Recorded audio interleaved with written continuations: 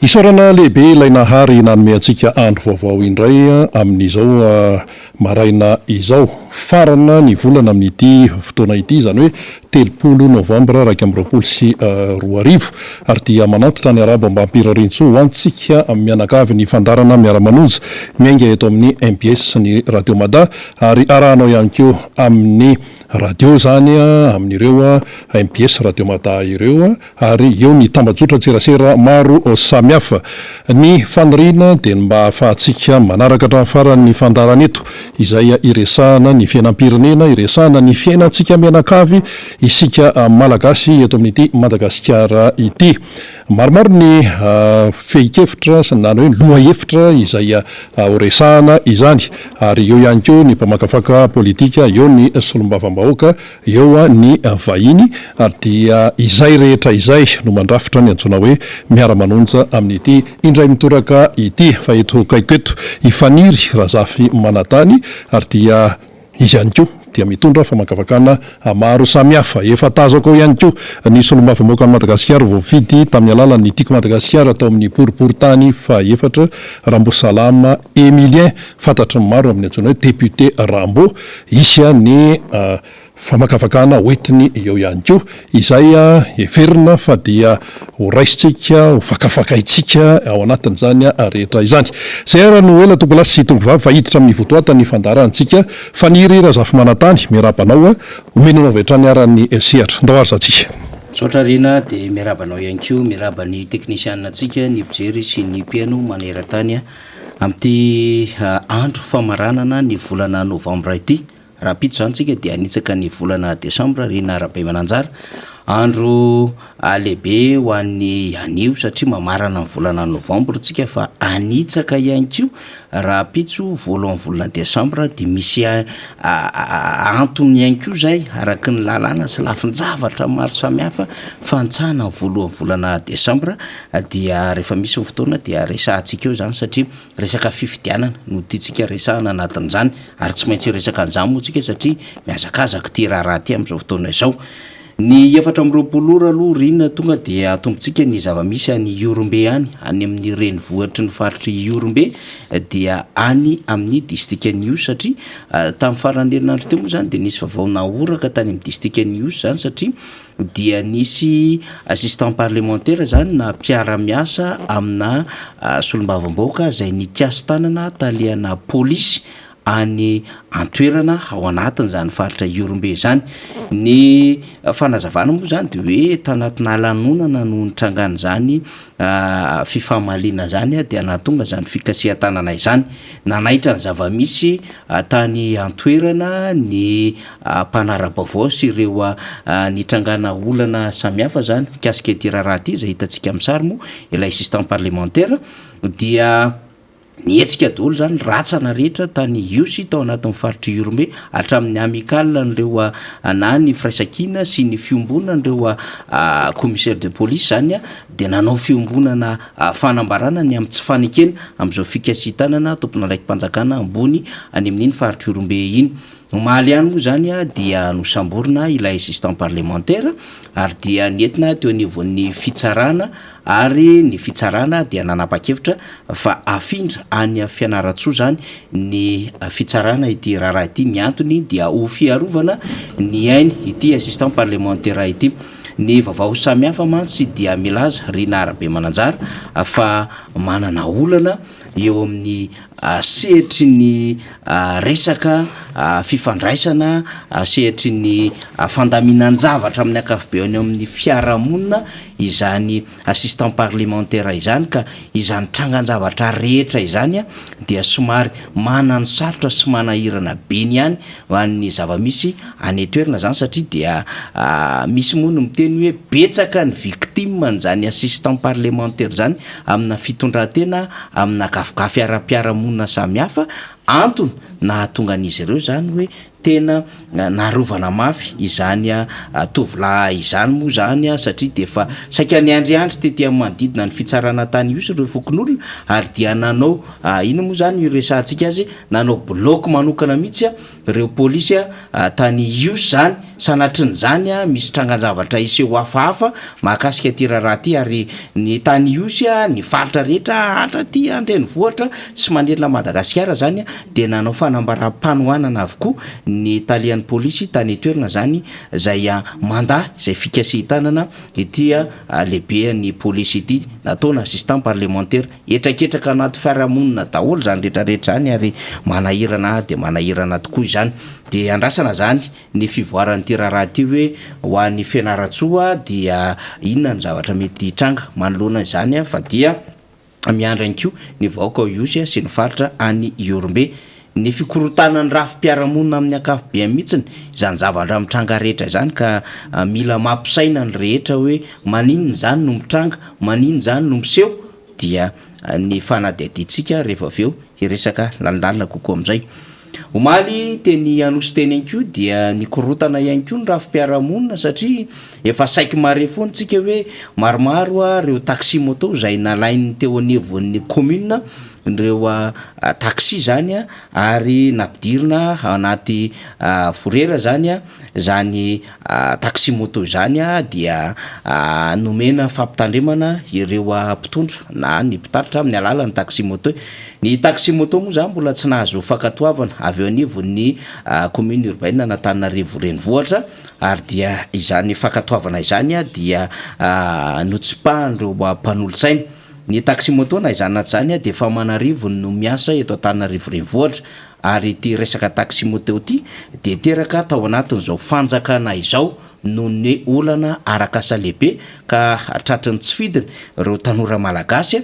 dia voatery manao an'izany asa na taxi moto izany de nisy fandraofana an'ireo ny asa ao anatin'ity taxi moto ity teny anosy teny ary de nanohitra reo polisy munisipaly izy ireo ary de narovany vahoaka reto taxi moto ireto dia niteraka fisavorovorona kely izany ary niteraka fitohanany fifamoivozana arak'izay fahita tamin'ny sary nalefa ny namana teknisiantsika teo moa zany ao ambadiky zay fanazavana etitsika zay iresaka ito tontolon'ny fitateran'andrenivohitra ty na transport urbain ty ry narabe mananjara rehefa aveo ary hanazava ny genèse na ny fiandohany zany taxi moto izany amin'ny zava-misy amin'ny akabeany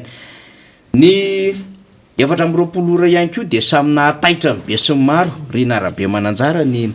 nahare zany ny amin'ny hoe zava-misy eo anivon'ny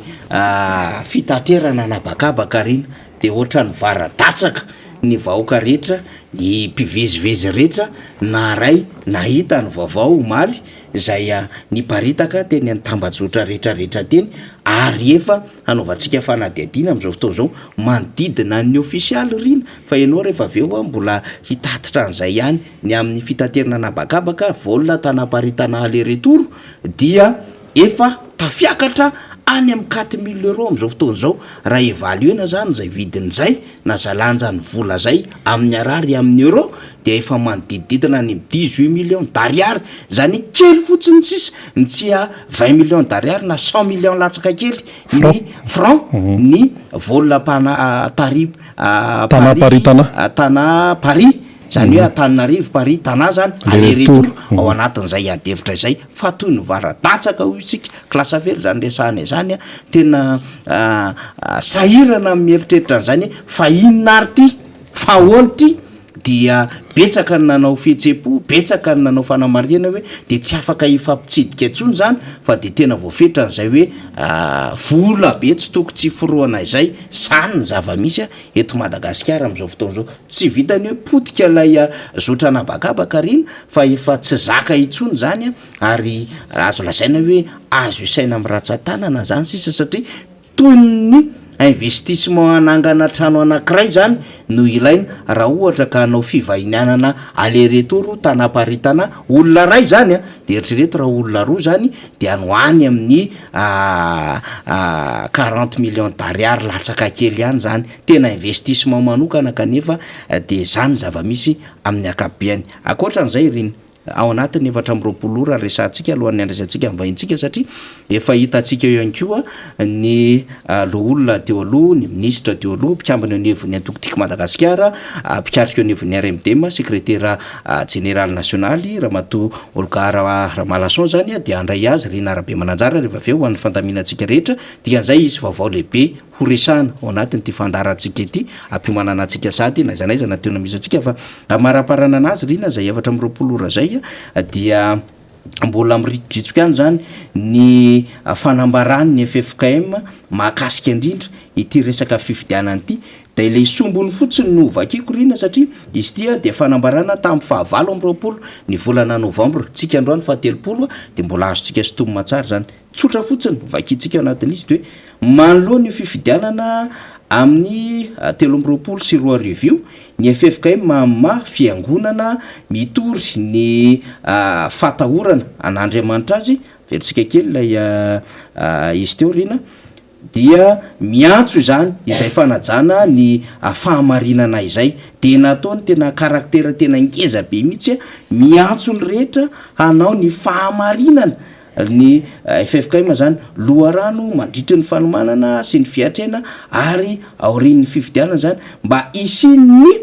fifankatiavana sy ny fandripahalemana mato resaka am'zany ny FFKM ary nataony tena karaktera gra mihitsy le fahamarinana de nidikan'izany nisy tsy fahamarinana nandalo teto ary matoa izy nanindra ny hoe io fifidianana amin'ny taona 13 sy 2 io zay ery aloha izy moa amin'ny paragrafy ery aloha rina dia miantso ale mangarara sy azony rehetra antoka dikan'izay de tsy mifanalavitra ny fanambarany nataon'ny vondrona Europeana zany ary mametraka ny aya amin'ny mpanohatra amin'ny alalan'ny fanazavana eto ny président Marc Ravalomanina Mandrakariva hoe tena tsy aly eo tena mihitsy useny io ary mampatahotra no avy ny fifidianana arak'izao endriny zao ary aina mbola iverena n'le tranga teo aloha ka raha nalaza ny doublon de atahorana ny triplon na ny quadruplon anatin'izao situation zao dia rehetra samy laza izany ary na nyvondrona panorama teny amin'ny Carleton raha morina dia nyresaka ny aya momba an'izany avokoa raha pitsy nefa nisokatra lay hoe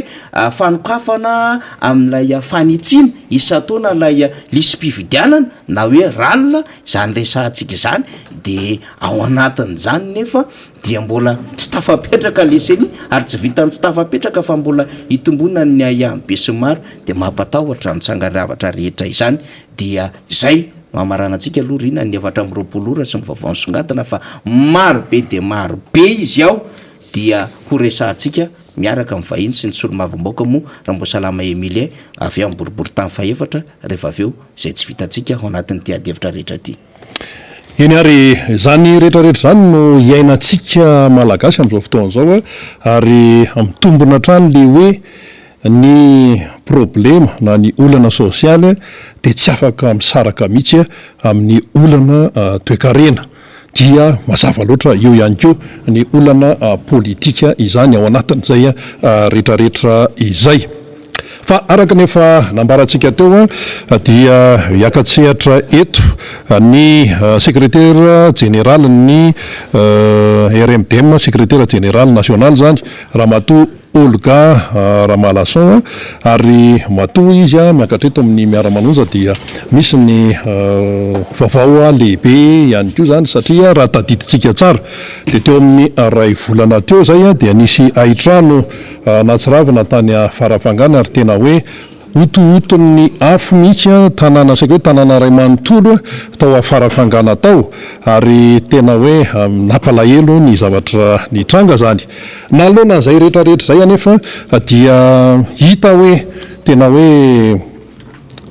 tenoeny fotsiny ilay atao afarafangana zany ka ny antianivon'ny RMDM mazava loatra amin'ny mampiraitanindrazana tsy misy anavahany io dia tsy mijery fotsiny fa dia anao zay tratry ny hery zany mba hoe aminjena zay piraitanindrazana izay tratran'izay vona lehibe zay eny ary miarabanao Ramatoa Olga Ramalason secrétaire général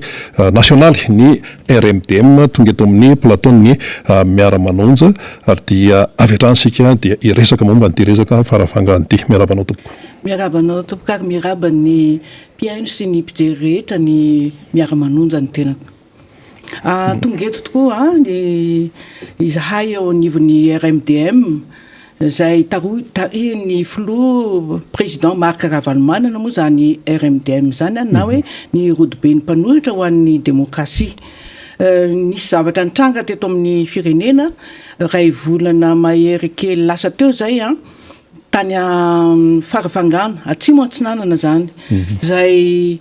aitrano tsy mbola nisy toy izany satria dia tanàna ray manontolo mihitsy any foko iray manontolo manana maizy azy ao amin'ny faritra atsimo atsinanana ao ary ny tompo tanàna amin'izany moa zany dia foko ngezabe anankiray zay voalazako teo hoe nisy ny fahamaizana ny mahay ny tanàna ray manontolo ary ny vahoaka tao aminy zany dia nravoravo tanana mihitsy satria fantatratsika ihany zany hoe fahamaizana zany tsisy azo raisina intsony na ny tao amin'ny trano natao anaty trano fananana rehetra ny manodidina rehetra fa dia ny tanàna ray manontolo no may ka manoloana an'izany dia nisy antso moa tonga taty anivon'ny RMDM zay mangataka tolo-tanana ny anampiana reny havatsika main-trano reny. Rehefa aveo moa mbola isy ihany ny tena atao hoe avy amin'ny faritra iny zany ilaza sy anambara ny tena zava-misy marina tany satria izy anisan'ireo hoe nahita zany sy nyaino ny fitaraina n'ireo mponina tany dia hoentsika zay fa ny tiany RMDM atao zany dia zao tsy ny mpanohitra tsy hoe mitazapotsiny ireo mpiray tanindrazana sy mijery fotsiny le ny zavatra mandalo reny matetika manko ny ataony eo anivon'ny fitondrana hoe ianareo manao vavavava fotsiny vavana fotsiny fa tsy mba mandray andraikitra fa tena fandraikitra lehibe mihitsy izao atrehan'ny RMDM zao amin'ny mpiray tanindrazana ohatran'le tany atsimo reny le tany tany atsimo tsika vao nisy zavatra nitranga tany atsimo moa dia zava-doza mihitsy ty hoe kere sy ny reo maty ny anoanana sy ny ankizy maty mihitsy ny noho izay hoe anoanana zay dia ohatr'izay ihany keo fandraisantsika andraikitra eo anivon'izay hoe fahamaizany tanàna ray manontolo tany amin'ny foko atsimo atsinanana izay ary ny zavatra karakaraina dia zavatra goavana tokoa amin'ny asabotsy ho avy zao satria dia anao zany tsika téléthon na hoe tolo-tanana fandraisana anjara ny mpiray-tandrazana malagasy rehetra ho an'ireo namantsika avatsika any atsimo atsinanana ireo ka eo anivon'ny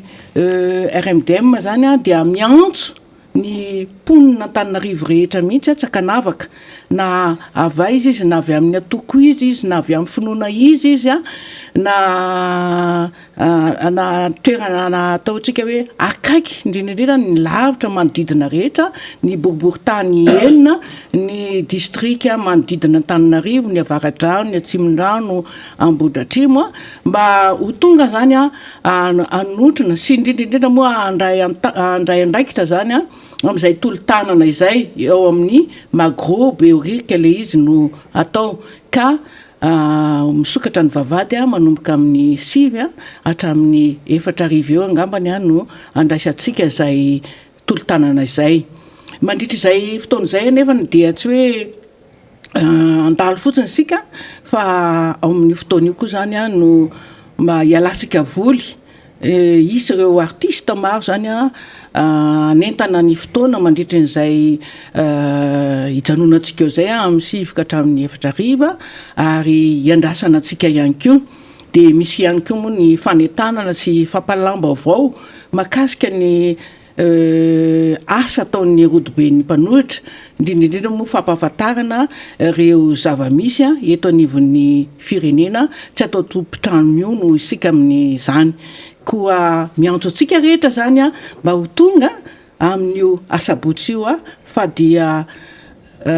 atao hoe fanohanantsika ireo havatsika fampaherizantsika ny havatsika any atsimo atsinanana any ary indrindraindrindra fandraisana andraikitra ihany koa eo anivon'ny firenena izany eto moa de mariako fa ny namantsika avy any amin'ny faritra de isy ho avy ihany ko hitondra ny anjara brikiny tahaka an'izany ny avy any a Tomasina, ny avy any a Mahajanga sy ny avy any amin'ny faritra manodidina rehetra zany a ka raha ny any lavitra any ary moa tonga itsika eto tanàna indray ve no tsy ho tonga de manasa antsika rehetra amin'izany. Eto moa manararoatra satria sady ao anatin'ny tiako Madagasikara ihany ako dia oloa laharany isika toko tiako Madagasikara amin'izany satria tsika efa zatra mandray andraikitra ary tsika koa manam-pitiavana ny mpiray-tandrazana amintsika de ho avy maro tsika irodorodo amin'izany fanatanterahana ny tolo-tanana na teleton ho an'ny avatsika avy any atsimo atsinanana izay tratrin'ny famaizana izay. Ya, marina tokoa izany teny amin'ny Ramatoa Olga Ramalahasona izany satria isika dia malagasy iray ihany ary ao anatin'izay hoe fahavoazana izay no tena ilana ny tena hoe fiaraha-mientantsika mianakavy, fiaraha-mientana sy tolo-tanana moa izy ity. Hono Ramatoa Olga Ramalahasona tolo-tanana le izy karazana inona zany afaka hoentin'ny olona satria hoe mainy trano, mainy entana sy ny sisa mety misy mitondra vola fa raha misy koa hoe mety mitondra zavatra izy na lamba na zay zavatra hoe mba afaka hoentiny ihany afaka atao hoe zany sahoana fiketrana. Marina tokoa zay fa fantatsika ao anatin'izay hoe maitrano zay na famaizana zay dia maro ny zavatra ilaina raha tsy laza fotsiny amin'ny hoe fitaovana fanaova-trano na fanitso zany na ny hazo zany na ciment zany fa ao ihany koa indrindrindrindra ny hoe fitafiana satria tena tsisy azo niraisina mihitsy ireo olona ireo fa may daholo na ny fitafiana na ny fitaovana atao tokantrano ny an-dakozia rehetra zany rehetrarehetra zany azontsika atolotra avokoa ary atolotsika ampitiavana akoatr'izay moa zany raha ohatra tsika tsy mahazaka zavatra lehibe ohatr'izany dia azontsika rotsaka ihany koa satria isy vata mangaraharo zany andraisana zay fotsika dia afaka atao avokoa izany rehetrarehetra zany. Eto zany de mbola manao antso avokoa fa tsy ny hoe tsirairay ihany na tokantrano tsirairay ihany no antsoina fa eny fa na dia ny orinasa ary mahatsapa fa misy mpiray-tanindrazana amintsika tratry ny fahavoazana lehibe toy izany dia miantso an'ireny orinasa te hanampy ny any atsimo izay ihany koa fa tena atao hoe rainy ty rainy manonja mila tolo-tanana, mila fanampiana, mila fifanohanana eto anivon'ity firenena malagasy misy antsika ity. Eny tompoko, mbola ho avy eo moa hiakatsehatra eto vetivety ihany koa Andriamatoa Tapera, Andriamanantsoa izay zanaky farafangana ihany koa izy ankoatra ny mampanao politika azy fa fanontaniana farany raha rotokely ianao Ramatoa Olga Ramalahasona resaka problema sosialy amin'ny ankapobeny. Ianao anatina rotoben'ny mpanohatra, ianao anatin'ny antokotiko Madagasikara, ianao renim-pianakaviana ihany koa, ianao efa tamin'ny androm-panjakana teto amin'ny firenena, ahoana ny fahitanao azy?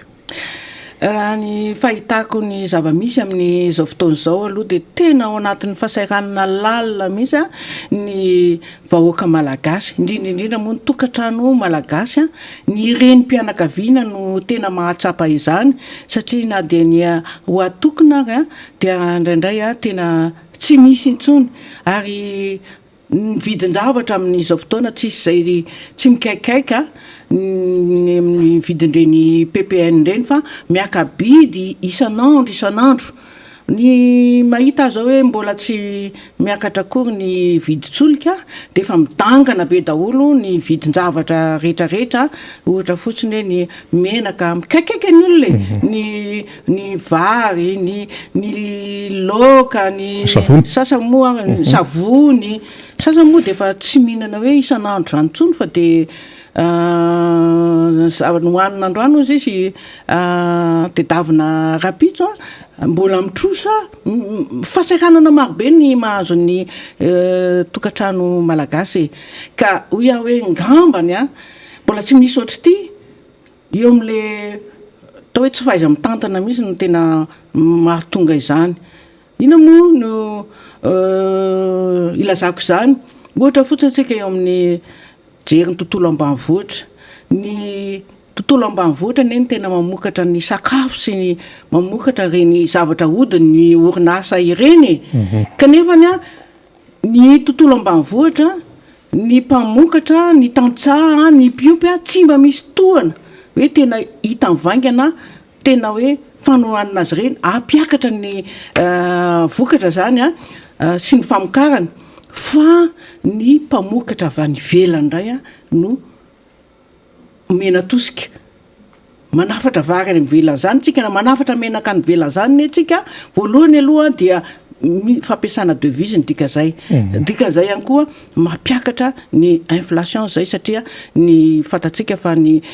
tsisy ny équilibre eo amin'le balance zany raha ohatra ny importation sy ny exportation no jerena ary voalazako teo hoe tantsaha any ivelany velomitsika fa tsy mba nitatsahatsika mamelona reo mpamboly vary avy any ivelany tsika satria vidy vary any ivelany mamelona reo mpamokatra menaka avy any ivelany tsika satria vidy menaka any ivelany eto amintsika nefa feno orinasa mpamokatra na menaka io na ny vary na ny savony io ny savony moa dia mampikaikaiky ny orinasa eto antoerana mihitsiny fa manina moa ny orinasa eto antoerana no vonoana ohatr'izany nefa ireo ny tena hoe ho avy ny Madagasikara fa ny investisseur nge tonga eto izy mahazo tombontsoa izy dia lasa ary ahondrany any ivelany volany fa tsy hoe ampiasaina amintsika malagasy eto ka zay no mahatonga na miteny hoe mety tsy voajery tsara angamba ny lara-pamena sy indrindraindrindra ny fahaiza-mitantana eo amin'ny fametrahana zay hoe inona ny tena la priorité zany a iza ny tena tokony atosika ary iza ny tena tokony ampina malagasy reo olona amin'izao fotoana izao dia tena ao anatin'ny fahoriana sy ny fijaliana ary mikaikaiky daholo mihitsiny na ny mpanambola eny angamba ny ataoko hoe tsy mahita an'izany mpanambola be ireo fa ny classe moyenne moa dia fa tsy misy tsony a fa ny tsisy tsony classe moyenne sarambabe zany a lasa ohatran'izay daholo ny olona mampalahelo eny ary isaorantsika ramatoa Olga Ramalasona mitondra an'izay fanazavana zay manana teny farany venao tompoko ny teny farany ambarako amintsika angamba dia ozy aho hoe ny rodibe ny mpanoratra dia mijoro manambara ny zavatra tsy mety eto amin'ny firenena ary indrindraindrindra milaza ny zavatra marina sy ny zavatra misy ka isika zany a vahoaka malagasy aoka tsy voarebireby fa andray andreny zavatra voalaza ny rodibe ny mpanohitra ireny a mba hieritreretantsika hoe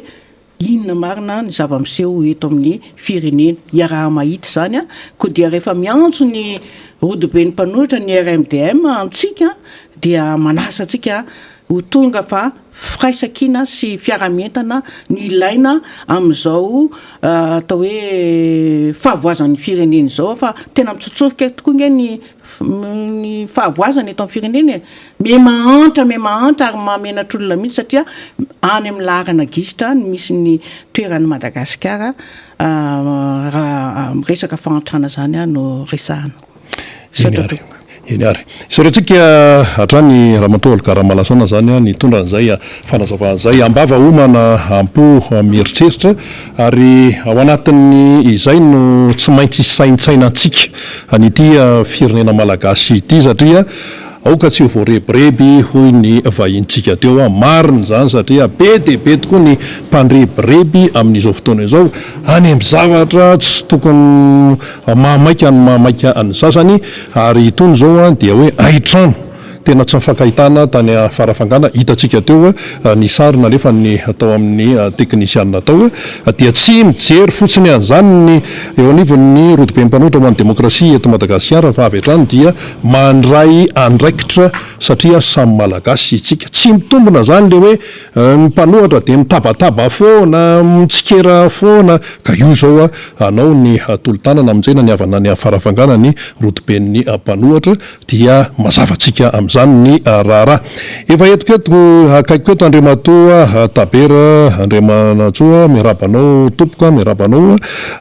tonga eto amin'ny miara-manosa be dia be moa le titre hoentinao fa am'tindray mitorako ty anao dia ataoko hoe zanako farafangana eny ary ndao ary pesapesaka anareo ato amin'ny miara-manoza na nasanay tena faly koa ary tena faly ary faly miarahaba ny vahoaka malagasy manaraka ny ty miara-manao tia am'izao maraindrena zao tonga te tokoa ary nazava ny tenin'ny secrétaire général ny RDM teo madame Olga teo momba ny raha rano farafangana ahona tsara moa izy io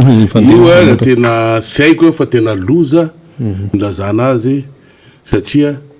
sy trano may izy io fa tanàna anankiray misy ny may tanàna ray manontolo ary io tanàna io zany io tanàna ny foko anankiray ao farafangana ny may quartier ny foko anankiray ao farafangana ny may ary io foko zany tena tompony farafangana izy ny tena farafangana ny farafangana du foko Rabakara io Rabakara io zany tanàna ny Rabakara ny may ary ny asasaky farafangana misy ny may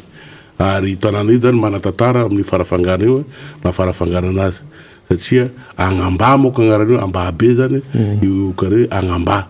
zany hoe io foko Rabakara io zany voalohany tonga tao farafangana nanorona ny farafangana io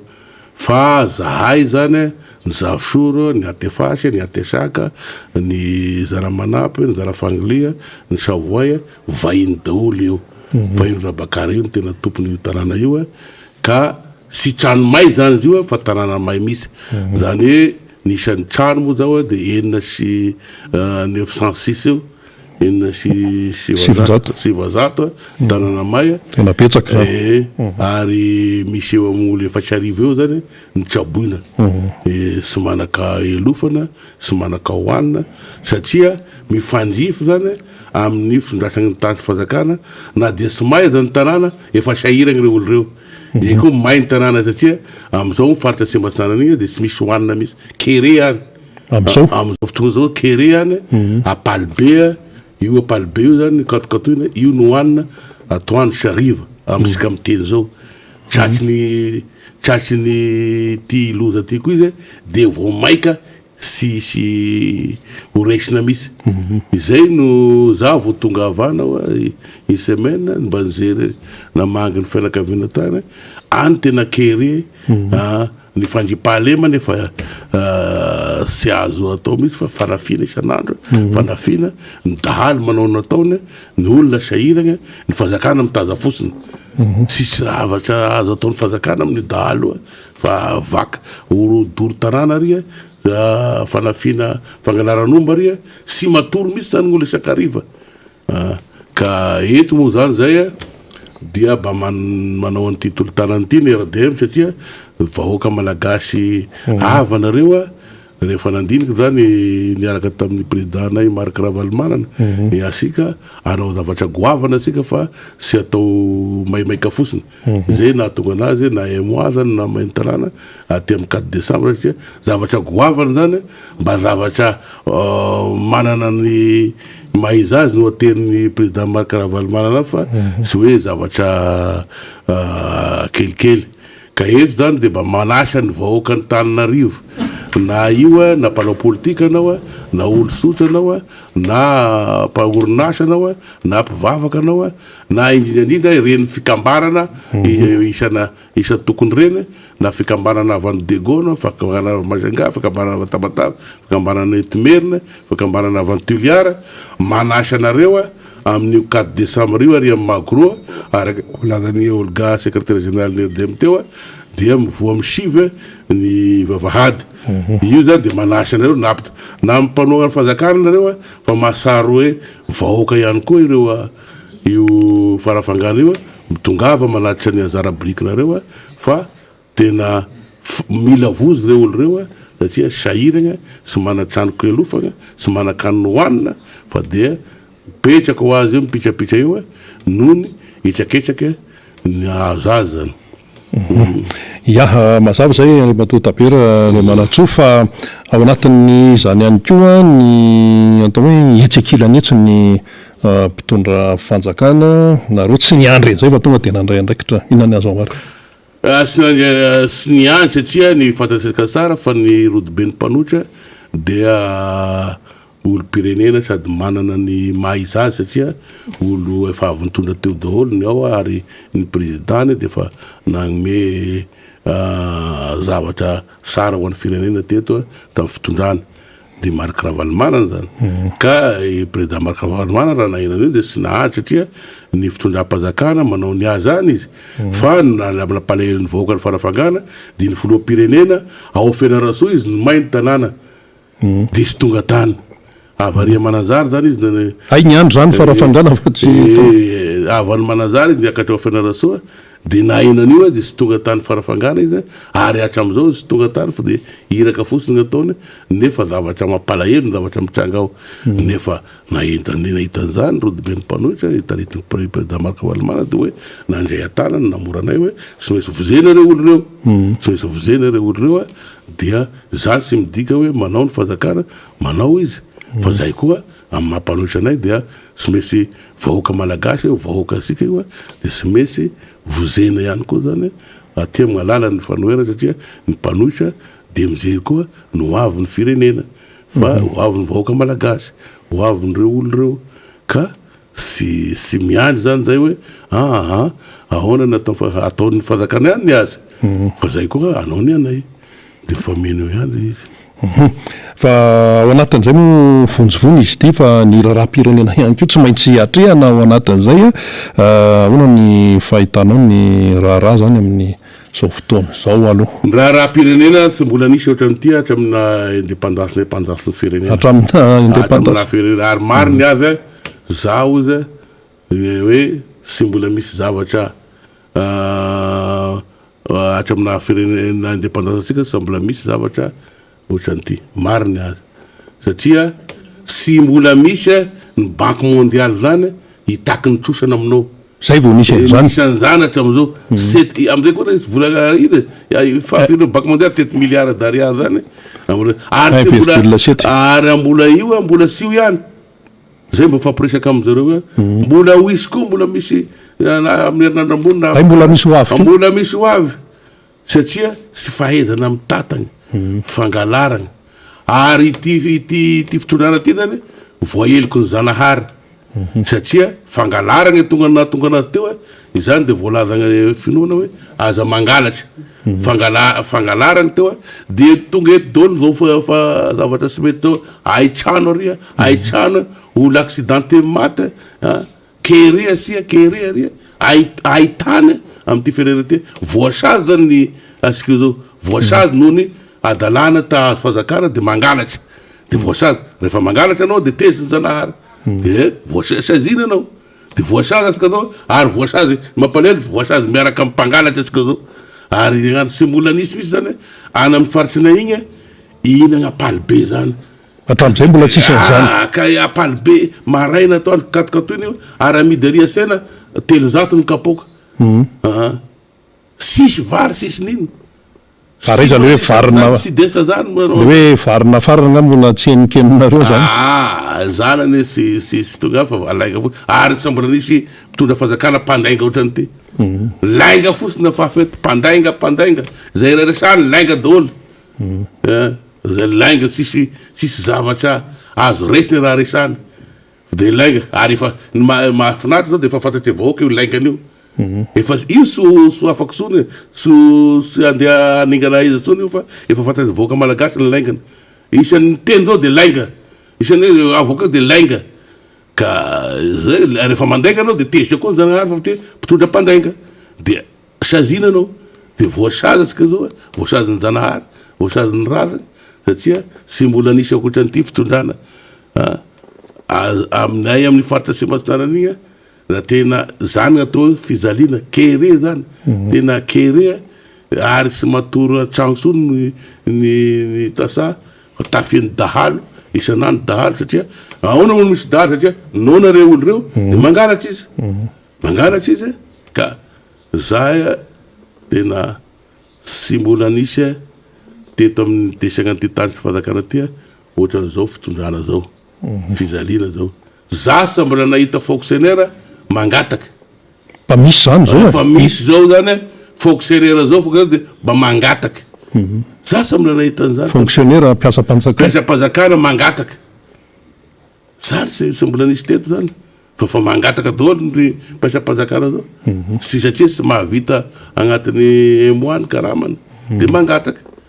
ary sy mbola nisy koa tetoteny tsy mihinakanina agnatin'ny journée zany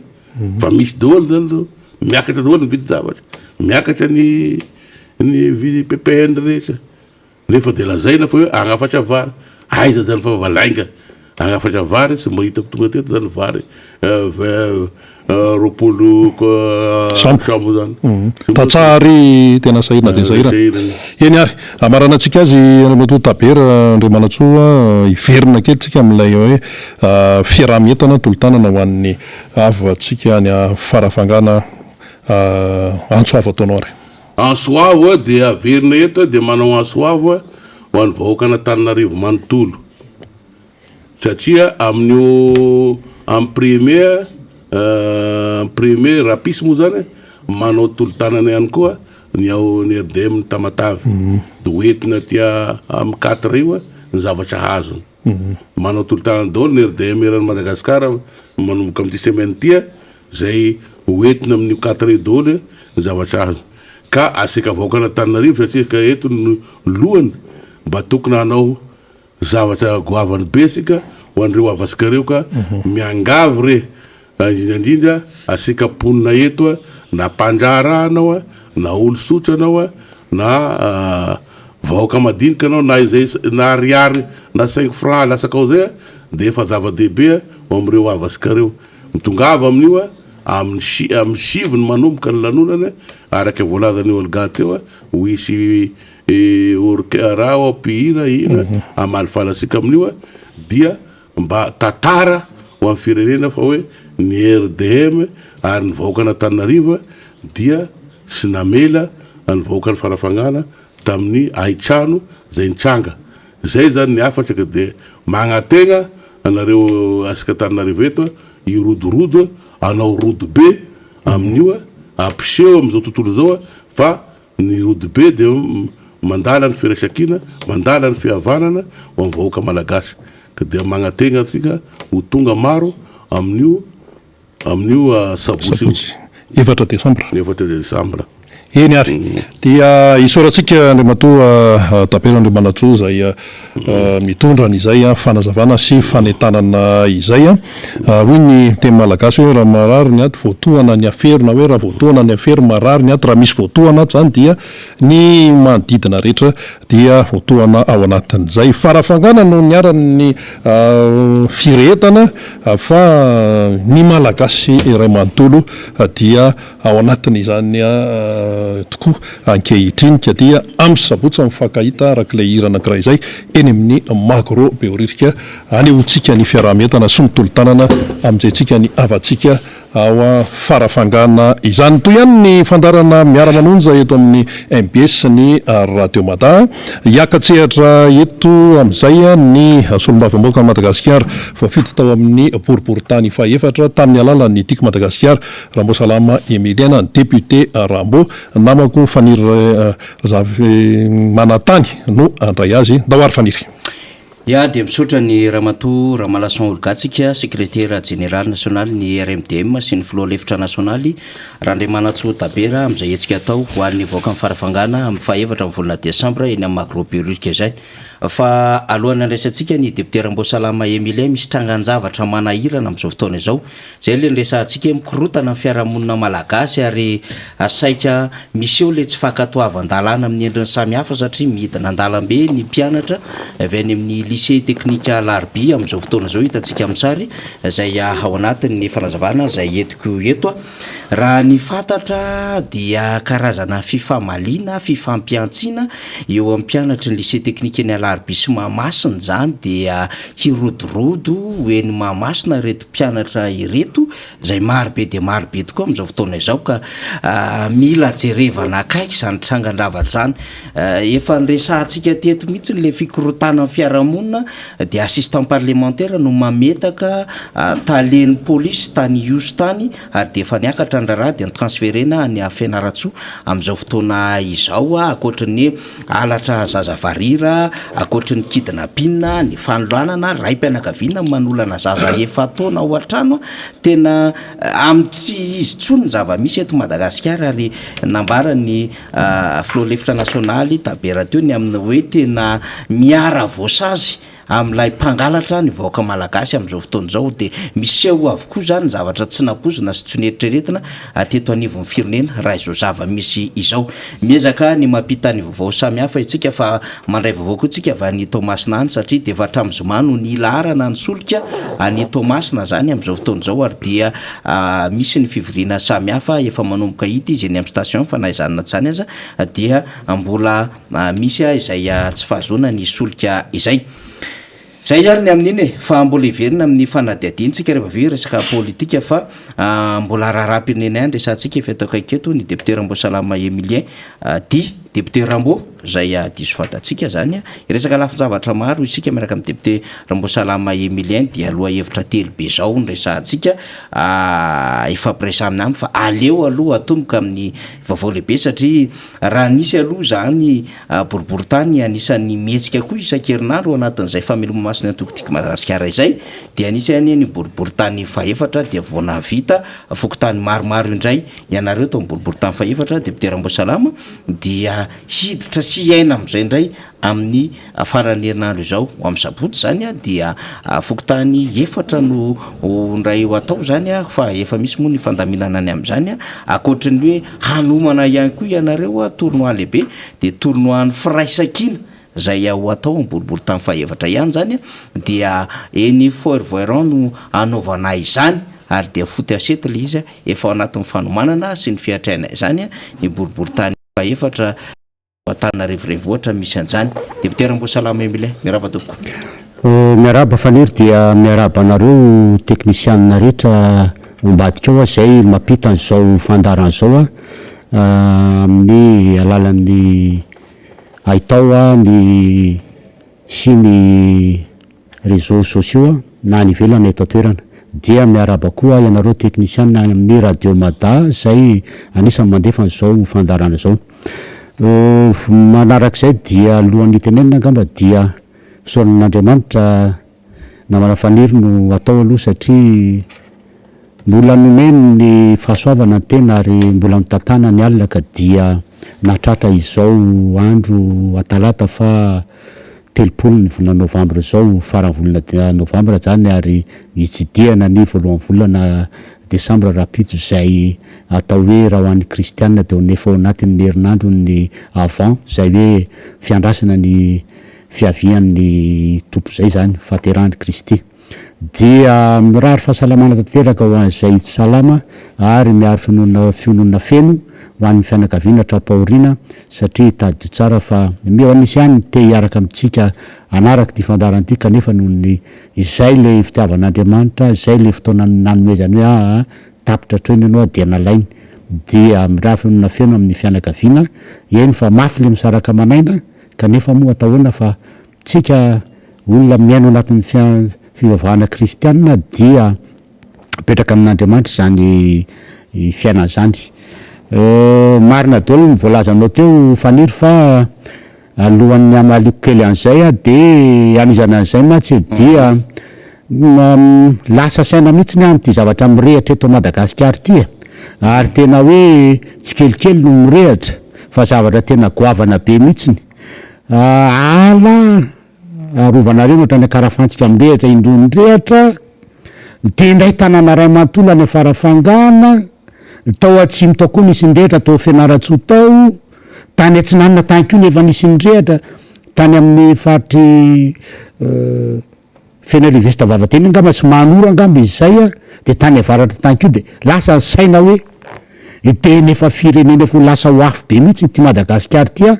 noho ny zavatra mitranga amin'izao fotoana zao ary malaza saina ihany tsy mamperitreritra satria le firetana dia tsy mijanona amin'ny toerana anankiray fa lasa manao signe de croix kanefa ny zavatra raha miafo ny tantarany miafo amin'ny finoana kristianina dia miafo ny nanomezan'Andriamanitra no izy amin'ny didy folo tany amin'ny kaiky ny tanina mpanantenana tany fa ty tena afo ty ary tena hoe engany ka tsy ho lasa afo be ny fiainan'ny malagasy fa tena mba ho zavatra afo-piainana ohatra ny miafo nanaovan'Andriamanitra ny didy folo tany amin'ny tendrombohitra Sinay tany fa tena zava-doza raha izao no misao satria tena afo mitondra loza daholo ty rehetrarehetra mitranga eto ty ary am'izao fitondrana zao marina tena isan'izany efa tadiditra any nomboka 1960 any efa mbana tsiary teny efa mbana fantatra an'izany any fa tena mbola tsisy ohatran'ity ary ny tenin'ny Zokobe ministra Tabera tao moa de hoe tena vitan'ny fitondrana am'izao fotoana zao mihitsy ary vitan'ny filoha am'izao fotoana zao mihitsy nahatonga an'ity afo be ty eto Madagasikara zay tsy vita tao anatin'ny 80 taona de tena vitainy ka tena hoe za hoe nareo manao an'izany fa de tsy izy ranga fa de 8 ao fa de raha naiky an'izany ny olona na tsy fa ny olona kosa aloha raha ifidy tsy ifidy ny afo be mihitsy fa araky ny teny Soratramasina hoe afom-piainana ny tadiavina fa tsy afo be ary amin'ny afo hitondra loza sy hitondra fahoriana ary amin'ny tena atao hoe misy fahoriana tena de enjana be tsy ho zakan'olombelona zay angamba tsy tsatra kely amin'iny namana faniry fa am'le tenenina teo anatin'ny fameloma maso tanteraka ny distrika faefatra tokoa zay am'izao fotoana zao ary raha atao zany ny statistika de eo amin'ny fokotany 5 eo zany sa tsy vita ary zany 5 zany tsy vitany hoe atao araky ny hoe tenenina de hoe ataovy araky ny teny miaramila commandement distance manao azy fa tena idinany fotony mihitsy ny ajerena mihitsy hoe tena izy ny olona tokony mahavita azy olona afaka hitantana zany team ao anatin'ny fokotany zany de tena midina mihitsy ny tena miaraka am'ireo mpanolotsaina ny tanànan'Antananarivo dimin-dralahy zay afaka moa de mandeha zay tsy afaka de tsy mandeha sy miaraka am'ireo tompon'andraikitra atao hoe zay rasa mankaiky ny antoko team ny tanora team ny vehivavy team mijery an'izany zavatra zany mba tena antoko tena isehatra ny ametraka tsara ny hoavin'ny antoko mihitsy ny amin'ny fividianana 13 sy 14 ho avy zao de tsy ino zany fa fividianana filoham-pirenena sy ny fividianana zay ho bentanany Antananarivo zay arahany fividianana solombavam-boaka moa zany amin'ny taona 14 sy 14 ka tena miditra am'izany ny zahay am'izao fotoana zao marina ny teninao tao amin'ny sabotsy zao dia misy ny fokotany idinana fa ary ny fokotany idinana amin'io dia fokotany anankiroa andrefana ambojanary zany hoe iny fokotany misy an'ny gendarmerie na iny zany dia ny 3 zao zany ary ny fokotany aty andrefan'ny gendarme iny dia ny 3G andrefana ambojanary moa zany atsinana sy andrefana moa zany naovana an'izy io dia ao amin'ny restaurant JVN moa zany anaovana azy ary mahafinaritra dia ilay tompon'andraikitra ao am'ireo fokotany anankiroa zany ny fiarahamonina apetraky zareo miaraka am'le tompon'le toerana moa zany dia azo mamaim-poana le toerana ary dia isorana daholo zany ary zany ny dika fa manana toerana maizy azy ny antoko team ny tompon'andraikitra team eny amin'ny toerana eny ary mahay miresaka aman'olona mahay mifanerasera aman'olona ary mametraka tsara ny fiarahamonina any amin'ny toerana misy azy any ka amin'ny sabotsy zao zany de amin'ny JVN amin'ny roa sasany ny fokotany 3O ary ny 3G 3e no ny fameloma maso ny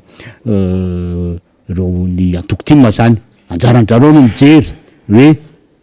mbola mety ve fitantanana tondro am'izao fotoana zao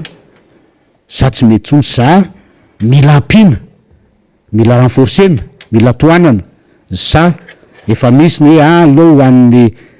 tanora indray tsy midikako hoe tsy mahavita ny teo aloha fa hoe aleo mba hoentina indray tondrananina vao anjaran'ireo mahita an'izany fa tsika tsy hiditra hoe tsy maintsy ranona fa anjarany fivorimean'ny toko team am'ireo fokotany anankiroa no mijery sy manapaka zay olona tokony hitondra ny antoko ao am'ireo fokotanyreo de ao anatin'izay redynamisation zay any namana faniry dia misy tokoa le tenenina atao hoe tournoi firaisan-kina io moa zany saika atao hoe coupe de Noël izy zany ary ny solombavam-boaka Madagasikara Rambosalama Emiliany zany no miahany io tournoi io dia lazany eto moa zany fa tsy ho tratra le izy ny antony tsy ho tratra hoe tournoi de Noël fa tuizana hatramin'izay fahavitana ny fifanana rehetra le izy zany ary ao anatin'ny boriboritany fa efatra ihany zany zany hoe reo fokotany 2 reo zany zay 2 tonga voalohany na tarika fantenina zany zao hoe sélection na ekipa da manana maizy azy mitokana mihitsiny zany a dia zay 2 voalohany zany a no horaisina anao an'izany fanana zany ady omby io omby zany ny ady eo dia aleo teneny eto fa tsy zanakombo ny teneneo a fa de tena ohatran'ireny filaova rehetraretreny ohatran'izy zany omby atolotra am'ireny fananan'ireny izy io zany de tsy hoe fifanana am'izao fotsiny fa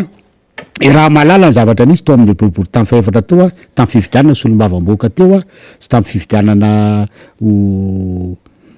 ben'ny tanàna zany a de nisy tamindreo tsy nakasitraka ny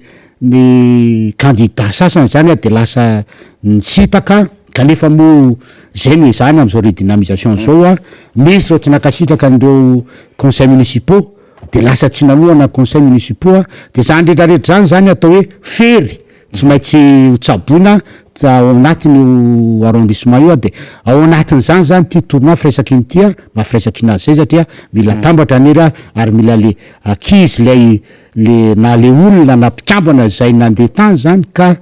ao anatin'ny antoko dia mila miverina am'zay zavatra zany de zay zany mikaraka ananazy ao anatin'io tournoi io ary mahasotro solombavam-boaka ny tena moa de tsy mijana fotsiny hoe solombavam-boaka manao lalàna mampifidy lalàna fa ao anatin'ny andraikitry ny tena koa ny fanabeazana fikolokoloana tanora de manao an'ity tournoi ty zany a hoan'ny jirena zay fanabeazana tanora zay fa aleo manao an'izay a toy zay hoe lasa mandeha any amin'ny fa fidoroana ny ankizy na ny fandraisana any amin'ny zava-mahadomelona sy nrehetrrehetra ny tanora fa aleo zany a dia ato anatin'ny fanatanjahantena zay sady mitaiza no mitondra ny fahasalamana zany a zay zany miatiny io ka dia ho anareo rehetra zany atao amin'ny boriboritany atao boriboritany faefatra dia zay 2 tarika 2 ekipa 2 soratra rarana voalohany zany a any amin'ny tompona ndraiky ampikarakaran'zany a zay fa hitanareo any amin'ny petadrindrona any a zay zany no horaisina amin'io tournoi io ary de am'teny hoe ady omby io a de ho hitanareo ihany ny omby a fa tsy hokivonareo na hoe mampanantena tsy misy ny débuteur mosalama fa rehefa mandeha ny tournoi de tsy maintsy avoakanao eny aminareo hoe tia marina le omby a ka dia eto a de miteny hoe zay que la meilleure équipe gagne amin'ny zavatra io zany a de zay no azo lazay no momba niny namana fanizy ijano amin'ny boribory tany faefatra any a députeur Mbosalama Emilien satria teo moa voavy nrotsaka ny orana de io moa zany isolana foana zany a ny ao ambony afaka name an'ireny ranorana reny a ho an'ny vaoaka zay tena hoe maina ny tany teo aloha zany fa na izany naty zany ny boribory tany misy anao députeur Mbosalama Emilien tena misedra mihitsiny zany satria maromaro ireo fokotany am'ireo 2 ao anatin'izay faritra iva zay dia dobrano tanteraka aiza ho aiza ny am'izay inona no azambara satria dia betsaka ny fitarainana sy ny zavatra rentsika am'izao fotoana zao mikasika an'izay hoe dobrano zay ny fokotany maromaro ao a boribory tany faefatra marina mihitsiny zany fanira ary taorinandreny rotsakorana efatrandro sesy reny a dia fokotany maromaro misitsy no ao atao anaty rano a amin'izao fotoana zao ary misy sary moa ny nalaiko a tamin'ny fidinina tena de zay hitantsika izao fa sady rano maloto no rano maimbo no any ambaravary olo leny amin'ny fokotany eny ary tsy vitaneo ambaravarana fotsiny a fefa tena tafitra anaty tokantrano mihitsiny miatonga de mahitsy be ny meko tsiny amin'io a de ny mpitondra am'izao fotoana zao a dia tsy iza fa ny chef pokotany zay tompona ndraikitra voalohany eny amin'ny fokotany eny a mahafantatra tsara hoe manahoana ny fiainany vahoaka eny amin'ny fokotany eny a sy ny apipa zay tena manana asa andraikitra goavana mihitsiny a mba hirovana ty Tananarivo ty lemaka Tananarivo ty a am'resaka tondradrano sy ranotrany io raha tsy temy fotsiny ahako eny amin'ny fokotany Ampefiloha Ambodirano misy an'iny canal atao hoe Gier iny raha mahita an'izany ianao a dia ny niveau an'le canal mitovy tafakatra ambony a amin'ny niveau an'ny tanàna fonenan'ny vahoaka akaizako vao miakatra kely le rano tonga de efa mitobaka any zavatra tsotra be ne zany fanire manambola an'izany ny apipa tsy hoe organisme autonome fa rattaché amina ministera goavana be anankiray de maninona raha atao dragazy io zavatra io a de mba midina ny atao hoe lian'le kanalina de raha mitolatra ny takinenina azy a tsy miakatra makany am'le kanalina faharoa manarak'izay ao am'izay ihany am'izay le hoe tsy misy zay le dragazy atao de safe zany a le rano tokony voaka avy any am'le tokotanin'olo hitantsika tamin'ny sary teo tokony voaka makaty am'y kanalina tia atsinanina sy andrevana satria le kanalina latsaka ampovoany dia le kanalina ndray lasa manary rano any am'y tanàna n'le olona zany hoe le apipa mihitsy zany a no lasa tsy manao ny asany fa varina fotsiny mampandeha an'ry resaka atao hoe fisotomana rano ery aman-dramomendry fa tena mijery an'le toerana rehetrarehetra tia misy azy atya de tsy vitany teny aminao fa am'izao fotoana zao a materana motana ao anatin'ny rano mesta mananjara ao anatin'ny rano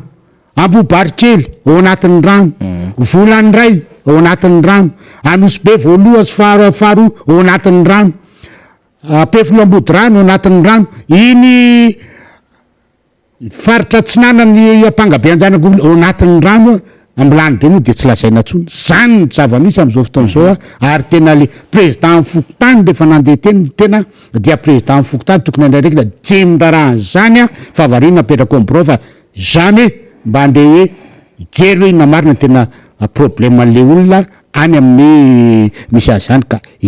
zany zavatra zany no misy am'izao fotoana zao ary tsy kanalina gera iny any fa misy koa le kanalina C3 le kanalina C3 zay mbola anjarany jaro ihany mikarakara zany anjaran'ny apipa zay ny apipa zay organisme angezam-peo a rattaché amin'ny ministera ny fanajariana an-tany de inona fotsiny tsy ataonao enao raha mandeha am'zany kanal mijery an'zany kanalina C3 zany ny faniry a de tsisy tsony makanalina azy fa ohatrany sable mouvant fa de eo amboniny eo ny hitanao eo a de tsy kafokafona de fotaka malemity sady maimbo reny a tena tsy izy tsony sanatry zany mialatsiny a fa na ny fiainan'ny atao hoe sanatry zany a fiainan'ny atao hoe vovonjareo gadraro aza mbola madio dokoa ny any amin'ny fokotany any raha fokotany nandianako a no le zavatra tena tsy mety any ka eto a zany de miantso mihitsiny ho an'ny tompon'andraikitra manomboka aty amin'ny lehibe amin'ny fokotany ny amin'ny distrika sy ny commune sy ny rehetrarehetra mba hijery akaiky mihitsina fa ny covid-19 tia mamely a ary efa nomboka amely de isy aretina vaovao koa eny amin'ny fokotany eny ateraky ty raha amin'ny androny ty mba tena andrainy andraikiny amin'ny resaka fijerena ty faritra ivy ty ny boribory-tany faevatra fotsiny zany hitako aza tsy hiditra ny any amin'ny boribory-tany hafany ary mihona fa tsy ho latsaky zany ny zavatra mitranga any amin'ny boribory-tany hafany fa tena mampalahelo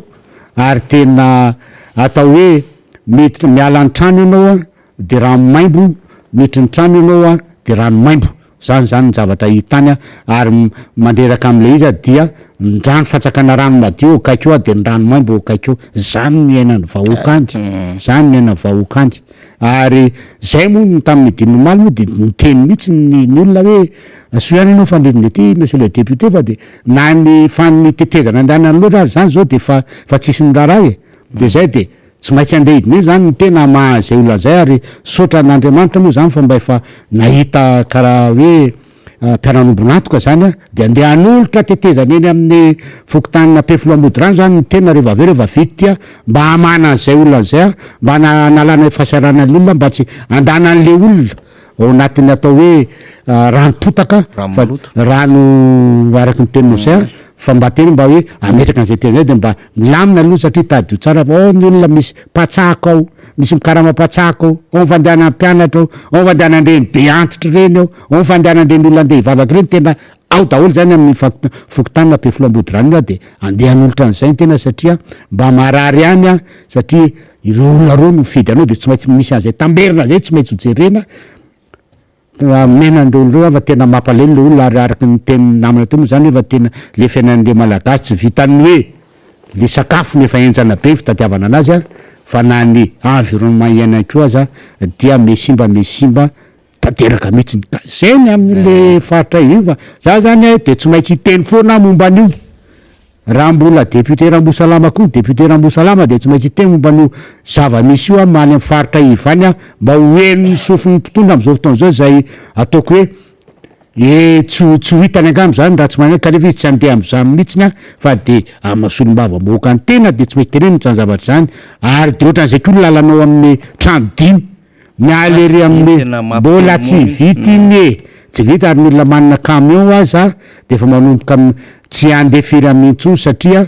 tena efa lalana efa tsy fantatra ntsony hoe inona no ambany ao tavoangy sa visa inona de ny olona moa de efa tsisy mandeha amin'intsony fa de efa atao hoe makasisiny aty ambadika mandeha raha voakenosy nefa iny mba lalina mihitsy ary tadiny fa misy fianarana firy ny tia ampitandrefana andehanandreo akizy avy nosy be ary misy fianarana firy ny ry ampita-tsinanina andehanan'ny ankizy avy aty andrefana mandeha miampita eny ka de apetraka amin'ny mpitondra fanjakana am'izao fotoana zao raisy ny andraikitrareo amban'izany fa adidinareo zany fa tsy azany solom-bava-bahoaka nareo ny mpitondra ianareo manao asa mpanatanteraka de raisy ny andraikitraroa amin'ny fanaovana zany fa tena mijaly ny vahoaka am'izao fotoana zao ao amin'ny boriboritany misy anao deputeram-boasalama Emilien no nahitana an'le tranga tamin'ny sabotsy sy tamin'ny lahadiny tery amin'ny kianja be ny Mahamasina tena dibo-drano satria Mahamasina de ao anatin'ny boriboritany faefatra de misy any toerany be filatanana satria zay koa manko le adefitra hoe fantsona tokony any be filatanana de manary aty Mahamasina ao anatin'le kianja be manara-penitra zany rehetrarehetra any iny atsimba zazy iny kio dibo-drano be mihitsy iny tahaka an'izany moa no za ty efa tsy resahana ntsony zany fa za ty resaka kely nyty Mahamasina ty tambarina andrina ihany koa ao anatin'izay deputeram-boasalama Emilien fahitanao satria eno moa sady mpanao fanatanjahantena mba tiako azo ihany zay hevitry deputeram-boasalama zay mifanindry am'le kianja manara-penitra sy ilay foara ekonomika ny faritra 3 izy dibo-drano be inona ny vahaolana ihany koa eny amin'iny satria rehefa avy koa ny olana zany tena anosy tena rano be misy mandra-pahatonga ty andrefanam-bojanahary aty de otrany eo anaty koveta mihitsy zany reny faritra reny kanefa moa le fanorenina n'le kianja be mibarea zany de mbola nao amarin'le mpitatana ihany efa tena manaraka fenitra mihitsy le fantsona fahamoan-drano fa eva ty ivelany no manary makany de me ihany tsika mieritreritra an'le zany ve le fahaizana mitsinjo lavitra le sy le hoe étude-na marché rehefa manao zavatra fa victime moa zany toerana misy anao zao teneniko amin'ny fanira ity mpitondra tya de le mpitondra fanjakana tsy aiky mifady so mihitsy fa tsy maintsy manana marina foana zay de efa teneniko zay zany hoe raha tena njerena amin'ny atsipriany any fanarin-drandro amin'ny kianja be io ny amin'ny manodidina dia tokony tsisy io zavatra io fa natao maimaika tsy ampandalinina tsara tsy ampandinihana tsara ny fanaovana an'io le réseau d'assainissement an'io stade io zany de tsy natao fa de najanona teo fotsiny efa fantany hoe zany rehefa mijery an'io kianja be amin'ny Mahamasina efa fantany hoe zany hoe inona problème am'ty kianja be amin'ny Mahamasina ty ary talohany nanamboarana kianjany hoe kianja be amin'ny Mahamasina io any efa misy zavatra mitranga foana manodidina an'io eo amin'ny ariany 184 de misy an'le misy le ariary be iny de ny aty atsimo efa misy rano be foana eo hatram'izay fa tsy hiteny hoe le aty ma tsy tsy mety tsara le fanary rano aty ivelany fa ny aty efa mety tsy nanana sandrefana manko ny tondrondrareo am'lizy de efa alohany anao an'io izy de tokony efa mijereny hoe manaona fanarin-drano aty satria aloha azava tsara ny resaka fa mifanarin-drano amin'io eo amin'ny faritra io dia misy atao hoe misy lakanosy io de lakanosy io misy vanina ery aloha ery mamoaka an'io makany amin'ny canal andre tany de zany zavatra zany zany zavatra zany tokony ho fantatr'ireo hoe aiza daholo ny lalan'ty rano ty mandeha makato am'ty lakanosy ty fa dikan'izany tsy mba mandalo am'ireny toerana misy ny vahoaka reny zareo matoa tsy mahita an'izany rano zany fa ny tena mandeha amin'ny isan'andro mahita ny fiainan'ny vahoaka eny mahita rano koa za hoe alaolana daholo zany ary mba tehiteny hoe manara-pendry ty ohatran'izao ty ohatran'izao ty de hoe ampitombona ny avin'ny vavahady ko raha tsinonako ampitombona filometatra ny avin'le vavahady de tsave zany lasa ohatran'ny manodidina an'io zany tsy misy an'ireny hoe aération io fa lasa atao ohatra sanatry izy zany ohatran'ny vavady ny fonja ndray zany tamboa fonja ndray zany manodidina an'io de raha avy betaka ny anorana de tsy tafiditra any tsony satria tsy misy idirana any zany ve tsy ampine de osa hoe le stady manara-pendra zany a ohatran'ny hoe fonja ndray zany de olona tafiditra ao tsy meta zay tia velany ny atia velany tsy meta zay ao anatiny kino zany tsy mitovy amin'ny fonjany tsy afana ny fonjana tamin'ny mora fefbe de tonga de zay de janjy alaolany zany a zany fotsiny atao hoe valy teny tsy maintsy ho atao a satria ny mpanao gazety tsy maintsy antany fa raha ijery ny alaolana am'zany a ary tsy zanjarako manao an'zany votsotsiny a hoe jereo manodidina an'io a nareo mpitondra am'zao a de ataovy hoe avaizany rano ny midina de avaizany rano ny voaka de ataovy fa raha zany hoe resaka hoe ampitomboana ampiakarina zany ny avy tsy nretrarehetra resaka daly zany resaka daly zany fa tsy avita tsy aro mihitsy zany zavatra zany a fa anjanandrareo mety zany ka aleo ataony tokony eo amin'ny akaikin'ny Saint-Michel de fa misy rano miandrony de hoe avaiza io rano nefa tokony andeha ambanin'ny arabe a de tsofoka makany amin'ny Lakanosy de tokony etreretina ohatran'zany le izy fa fotsiny hoe ampiakariny ty aty manodidina alabala fotsiny zany faniry fa tsy fahaizany zany a ary mila tenenina hoe mba misy manapaizana misy ingénieur am'seo cerveau be eo a kanefa reny ve natao hoe ingénieur malagasy tao amin'io mpitona fanjakana io manaraka ny fanamboarana an'io a de reny mizavatra nitranga rariny sitsiny raha ohatra ka tonga any an-dafy any ny manapaizana malagasy misy tsasin'ny olona asiny a fa tena viravirain'ny olona aloha tena zavatra kely fotsiny ako tiako tenena am'zany hoe rariny raha tsy asian'ny olona asiny ny manapaizana malagasy fianakaviako a nianatra tamina université anankiray tena vita fianarana de rehefa navita fianarana izy a de nandeha nanao karazana formation tany an-dafy zany a de rehefa nandeha tany izy a de tsy de nino le olona hoe M2 fa inona natonga nenon'olona azy hoe navita M2 efa nanao heritona izy atao amin'izy KE de efa navita INSCA heritona izy a tonga de miconsidéren'ny olona izy satria manino le INSCA zany a natao université na eken'ny olona fa raha université hafafa zany a de tsy raisin'ny olona considération ohatran'izany hoe dokotera malagasy raha navitanyio université Antananarivo dokotera tonga any an-dafy any tsy tonga de raisin'ny olona dokotera fa tena mbola hoe nanao valo taona azy de mbola manao kelikely eo de zay vao tena hoe zay aloha vao tena dokotera ary raha dokotera misy manao mitselika any matsy ry zalahy de tsy considéren'ny olona hoe dokotera fa karazana raisin'ny olona ohatran'ny hoe onelanelany infirmier sy ny dokotera ohatran'ny mbola mpianatra ka ohatran'izay koa le ingénieur atsika raha reny mivalia hoe ny ingénieur malagasy feno rano ohatran'ireny ny zavatra atao mamasy nefa ingénieur nanaraka an'io a de ohatran'ny mampime any fa tokony heritreritrany malany tompona ndraiky mpanjakana amin'ny zavatra ohatran'izany fa tsy hanao zavatra manala barakany malagasy ohatran'ireny ilay voalaza moa zany fa mitatana ity tetikasa ity a zay mitatana ny tetikasa miami koa dia voatondro fa tena manampahaizana manokana amina resaka fanorenana zany a indrindra anatina hoe tanàna vaovao sy ny resaka fotodrafitrasa de io a ny zavatra hitantsika am'izao fotoana izao moa misy an'ilay sary hitatra zay nindramina manambara ny zava-misy am'izao fotoana izao deputeram-boasalama Emilien iverina amina adevitra ako tsaroko a ny fotoana ianao rehefa nyvahiny teto amin'ny fandaratsika ny resaka Covid-19 nytitsika resana am'ty de niantso mafy mihitsy ny deputeram-boasalama Emilien mbola tsy vity ty Covid ty fa mila mitandrina ny rehetrarehetra dia ny vahaolana ny vaksiny raha izay fa faharoa ihany koa nametraka depute Ramboasalama Emilien zany tamin'izay hoe tena mila fitaovantsika dia ny séquenceur zany ahafahana tsara manavaka n'ilay Covid tsotra sy ilay variant zay efa miditra zany de raha ny vaovao fantatra moa zany efa to hoe etony zany le séquenceur zany a ery amin'ny laboratoire la deuxième eny Androibe no misy azy sa amina toerana samihafa zany raha ny vaovao fantatsika zany kanefa de memahazovana ihany le covid ny filoham-pirenena tamin'ny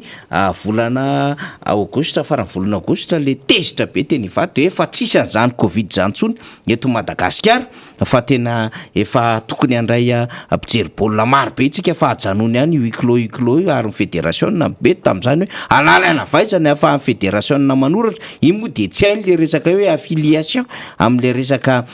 association fédérale zany zay affilié amin'ny FIFA ny CAF ao anatin'izany parenthèse zany resahako zany hoe misy zavatra tena tsy ananan'ilay filoha am'le connaissance mihitsy ny izy de lasa tafajabaka izy miresaka zany ao anatina trangalavatra ohatran'ireny zany fa nytiako iverenina deputeram-boasalama Emilien ao anatin'le adevitra le nyresahana io zany me manonga zany lay antotanisa am'lay covid-19 de ny vaovao fantatra zany zao taorinan'le variant delta ho an'ny Afrika Atsimo de am'le variant ny Inde de ny Brésil koa ohatra nisy kely an'izay teo aloha teo de misy an'le omicron ndray am'izao fotoana zao atahorana be io variant io ary aingana be zany lay fiparitahany zany ny zava-misy eto Madagasikara aloha zany de hoe nanakatona ny fifandraisana ny abakabaka ho an'ny Nosy Maurice tsika zany sy ireo manodidina eto amin'ny faritra ranomasimbe indiana zany ho an'ny Eropa de mbola mandeha izy am'izao fotoana zao fa misy an'ilay fitiliana PCR sy fanaovana les gestes barrières samy hafa zany na izany naty zany izy nefa deputeram-boasalama Emilien zany zava-misy de mbola mare indray tsika am'izao fotoa zao io moa resantsika mikarakara ohatra ny endrikendrika bazary de Noël fihetsiketsehana afafo zay le fanjakana manomboka amin'ny 10 volana Desambra ka hatramin'ny 27 volana Desambra ao amin'ny kianja be Mahamasina io ny anaovana azy de tsisy adevitra na resaka hoe efa manantanina le covid izy mihitsy zany miantso an'le famorin'olona arak'izay de ho resantsika zay satria ohatra misy endrika ara-politika amina endrika afafo zay adevitra zay fa nytiako eviana zany de any am'le resaka hoe covid-19 am'izao fotoana zao ny zava-misy dia manana karazam-vaksiny efatra zany tsika deputeram-boasalama Emilien vao tonga farany teo Pfizer eto Madagasikara akoatra ny Janssen Sinopharm sy ny AstraZeneca na Covishield 2,400,000 doses ny eto Madagasikara na efatra eto Sorotapitra kanefa mbola tsy mandeha araka ny tokony ho izy le sensibilisation na le fanaovam-vaksiny ho an'ny malagasy de ny teny vondrona Europiana manaovinareo campagne na vaccination be misy à grande échelle fa tsy mety zavatra ataonareo zao le fanjakana nefa tsy miraika ao anatin'izany na izany naty zany aza nefa ny fivoriana tany Londres omaly ho an'ireo firenena rehetra eto ambonin'ny tany ho an'ireo ministry ny fahasalamam-bahoaka sy ministry ny fahasalamana teto ambonin'ny tany dia nandinika mikasika an'ity covid-19 ty efa miditra 5e vague ny any firenena sasany itsika am'izao fotoana zao ohatra manantanina ny 3e vague raha io vaovao hitantsika io zany de nytemo Joe Biden hoe rehefa vita vaksiny ny olona de aza matahotra ty resaka de variant ty fa amafiso tsara fotsiny ny geste barrière ny renira masque sy ny fanasana tanana de ny fanaovam-vaksiny zay ny vaovao deputeram-boasalama Emilien mino fa manakambara betsaka ianao raha ty tantarany covid-19 eto Madagasikara ty efa ao anatin'ny 3e vague mihitsy tsika zao raha fahitako azy faniry satria raha ny atao hoe zavany trangantion du 20 au 26 angamba izay raha tsy diso ny tadidiko dia nahitana 258 cas zany hoe raha tsy ao anatin'ny tena fiparitahana zany tsika de tsy nisy reo trango reo fa ao anatiny ary miakatra andro manalo io zavatra io de efa ao anatin'ny 3e vague tsika ka raha miteny ny fanjakana hoe tsy ao anatiny tsika de hoe za hoe tsy ty fanjakany ty no tsy faiza mitatana sy ndrehetrehtra de tsy laza aminao marina misitsy fa nyzany ny antipitondro ty tena malaza eto zao de Antananarivo zao ny Analamanga zao 114 cas de ny Vakinankaratra 54 cas i Menabe 30 Otmatsiatra 30 Anosy 10 ary any amin'ny faritra Itasy sy Vatovavy Fetovinany Melaka sy ny ny ahafany zany ohatrany hoe any atsinanana dia efa tongavany any koa tiako tenenina zany de hoe efa anatin'ny 3e vague tanteraky Madagasikara ary fa tsy ao anatin'ny hoe mbola ho avy ka rehefa ao anatin'ny 3e vague Madagasikara de tokony andrainy fepetra fandrefy am'zany a ny tompona ndraikitra am'izao fotoana zao manomboka any amin'ny vokotany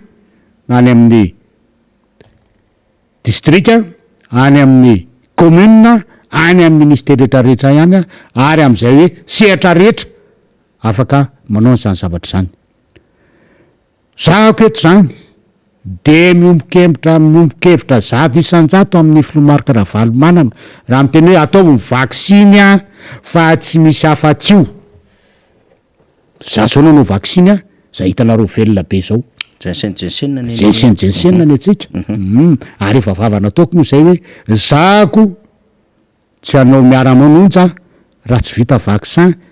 jensen vita iny moa natezitra namana zany fa zany hoe atahoana moa fa zay no izy zay fa de navita somatsara an'le vaksin tena koa de zao hitanareo velona be zao ary teto zany miteny amin'ny malagasy hoe manaova vaksiny isika rehetrarehetra fa zay no antoko ny ho avitsika elana am'ty zava-doza mitranga ty satria raha nisy ty atao hoe le variant brésilianina variant avy any Inde variant avy any Afrika Atsimo de zao le variant avy any Afrika Atsimo miteraka an'ity omicron ty ndray ary io tena malaza be mihitsy ny hoe erany zao tontolo zao ary io mahatonga ny firenena na afrikanina na any Europany manidiny sistany am'izao fotoana zao maninona tena malaza fiseho ty ary malaza ny fifondrany ary ny tena mahenja anazy de zao a izy a tsy mba hoe miteraka hafanana zany hoe miakatra ny hafanana misy température fa ohatrany température normale ihany a fa ny tenda nataony kitikitiany de misy courbature zay ianao a de avy eo a ny ohatra mikoa maina fa le température zany a tsisy tena mamitaka ka raha ianao zany miteny hoe mijery an'le température de température anao 36 normal lo ihany na 36 de mieritreritra ny hoe mbola normal ty teny hoe normal deco kanefa efa tsy normal ntsony le zavatra satria le litsa tsy hita amin'ny hoe resaka température fa ry amin'ny koa maina sy ndrehetraray de tena toky hitandrina zany ny malagasy momba an'ty zavatra ty ary mila manao fanetanana goavana mihitsy ny fitetezana isaky ny elakelatrano izapokotany nataon'ireo mpitondra fanjakandreo anao an'izay ny atomatonga ny tena zany nefa niry de zao nisy vola be tsy toky tsy foroana nomen'ny amerikanina hitateranandreo vaksin reo any amin'ny toerana rehetrarehetra zany amban'ny ravikazo any anaovana vaksin ny vahoaka misy vola be nomen'ny amerikanina anaovana ny fanetanana maninona zany tsy atao hoe fa andrasany efa isy atao hoe hiakatra maromaro ve ny sanatrin' zany ny forma gravy de zay ndray vao le fanjakana hoe anao entanynareo fa anao zao de tokony ho atao le izy ary be de be natao hoe ny olona inareo mpitondra fanjakana am'izao fotoana zao tokony hijery ala atao hoe andray lesona efa impiry ny zavatra mitranga momba an'ty de tsy mbola mandray lesona ihany nareo ny amin'ny inona zavatra tokony atao be de be reo manamboninahitra reo nanao école de guerre mba ampiasao reo hoe manana atao retour d'expérience ary ny anarany zany fantany zany hoe avy amin'ny zavatra tonga teo aloha no andrafetana ny hoe paikady atao amin'ny ho avy be de be mahay an'zany fa aza koa ngamba mety tsy hain'olo le mpitondra fanjakana koa angamba satria le mpitondra fanjakana am'izao le mpanatanteraka cerveau be daholo de tsy ilay natory fa hainay ty fa tena mba hatovy an'izay fa tena raha nareo moa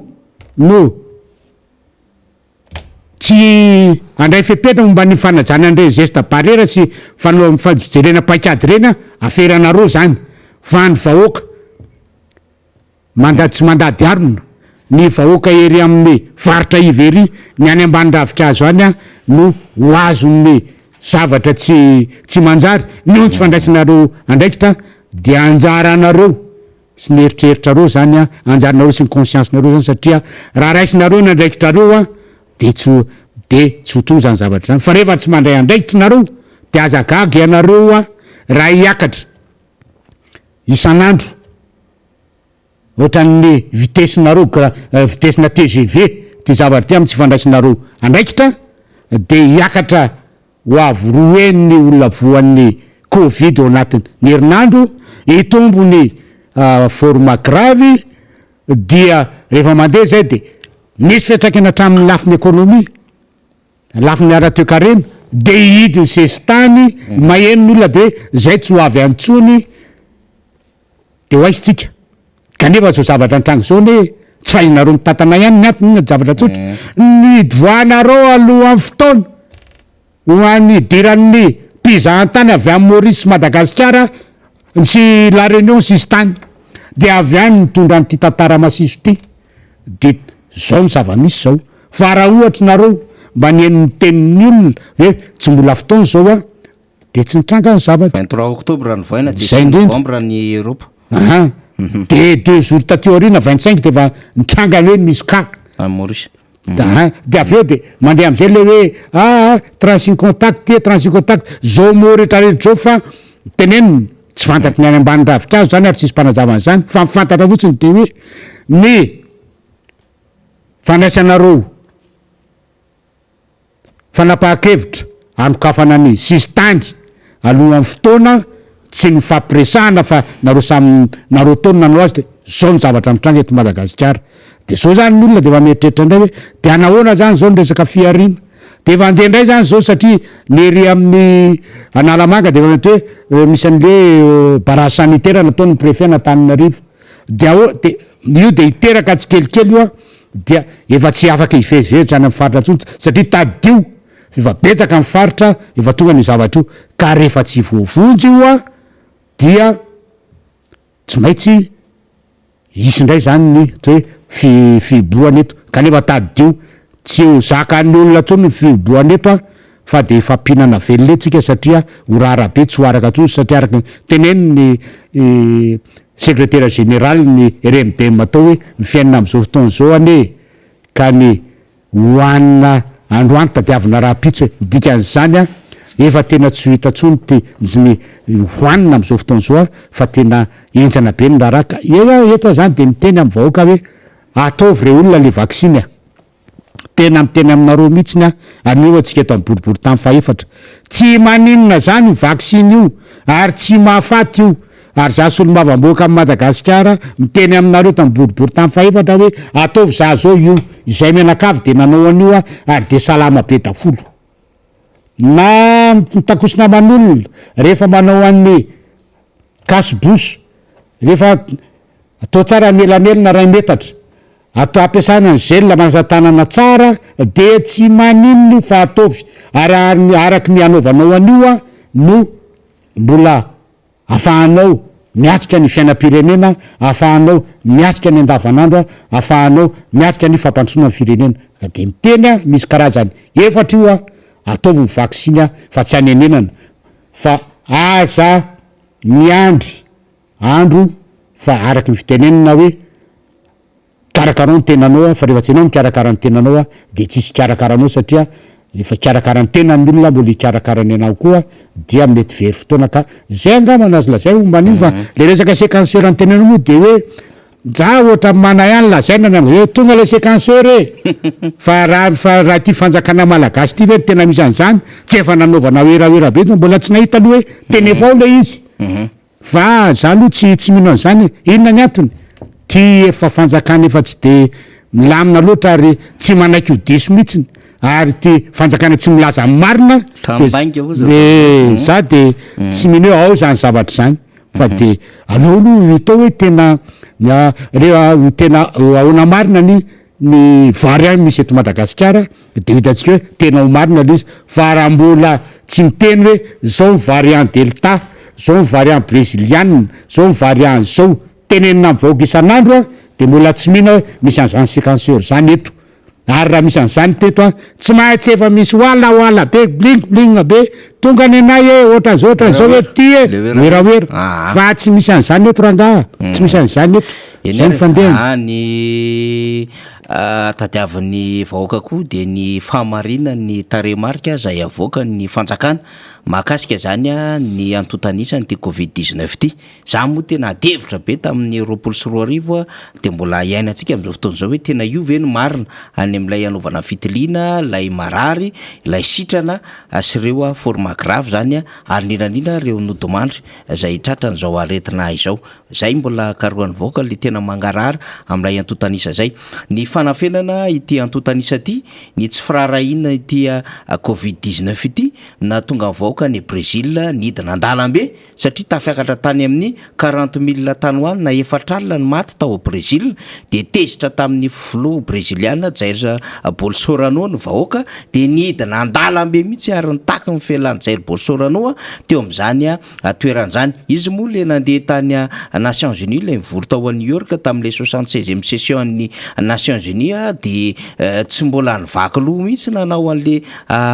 masque sy ny rehetrarehetra nefa dia tratran'izay covid-19 zay betsaka ny délégation brésiliana tonga tany fa anisany nametrahany be ny tanàna tao New York tena fanamariana mihitsy ny fitiliana natao azy ireo zany tantara zay mbola mandeha be zany any Brésil ary mbola angatahany vahoaka fametraha-pialana ary de saniny any amin'ny hafany de anjarantsika ny mandinika sy misaitsaina hoe efa tataky zany nge nandainga le fitondram-panjakana tsy nilaza marina le fitondram-panjakana ary zao izy mo mbola le CVO ndray no mbola anaovana dokam-barotra be nefa dia vola be ny lantsika am'ilay vaksiny eto Madagasikara manana objectif any amin'ny 10 tapitrisa 10 millions antsika hatrany amin'ny 14 millions mihitsy ary hatrany amin'ny 2023 kanefa raha mbola ntaremarika hitantsika de mbola latsaky ny ray isan-dato misatra de misatra ny any Seychelles, Maurice, La Réunion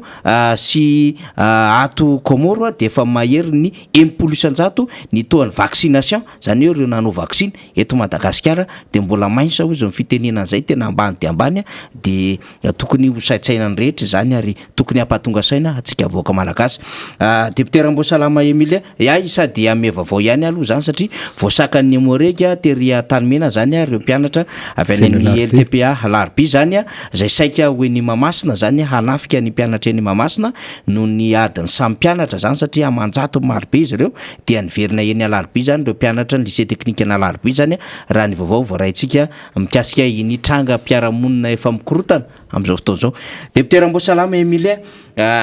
mandroso ny fotoanantsika nazany zany aloha aleo iresaka an'ity actualité ngeza be ty isika de inona moa zany ny resaka famerenam-bola fanjakana mpamerim-bola akoatra mampandainga azy ndray zany de fanjakana mpamerim-bola satria dia tratra ny Banque mondiale zany ao anatina tranga ndray ny ohatran'izao de zareo moa zany manitika an'le teo aloha exercice teo aloha io fa izay raha tena nampanao audit fa tsy te ho tompona ndraikitra izy hoe zay le continuité de l'état zay ary tsy te iaika izy hoe état no miresaka am'le Banque mondiale fa eritreretiny angambany hoe association na ONG no miresaka am'le Banque mondiale ka nampindramina vola tamina trangan-javatra kely fotsiny zay nandalina le projet Pagos zany io le zava-misy député Rambosalama Emilien raha tsy tatana vola mampaneno lakilosy ny Banque mondiale avereny fa raha tsy miveriny io de izy fepetra mifanaraka am'izay io raisinay ny azo ambara mahakasika zay tena gaga mihitsy na naino anendresaka iny ary izy hoe ay zany ka izany no mahatonga am'ty lalana rehefa manao ny réflexion ny jiramasy ny rehetrarehetra mampiditra rano na manao réparation de tsy vita lalana kay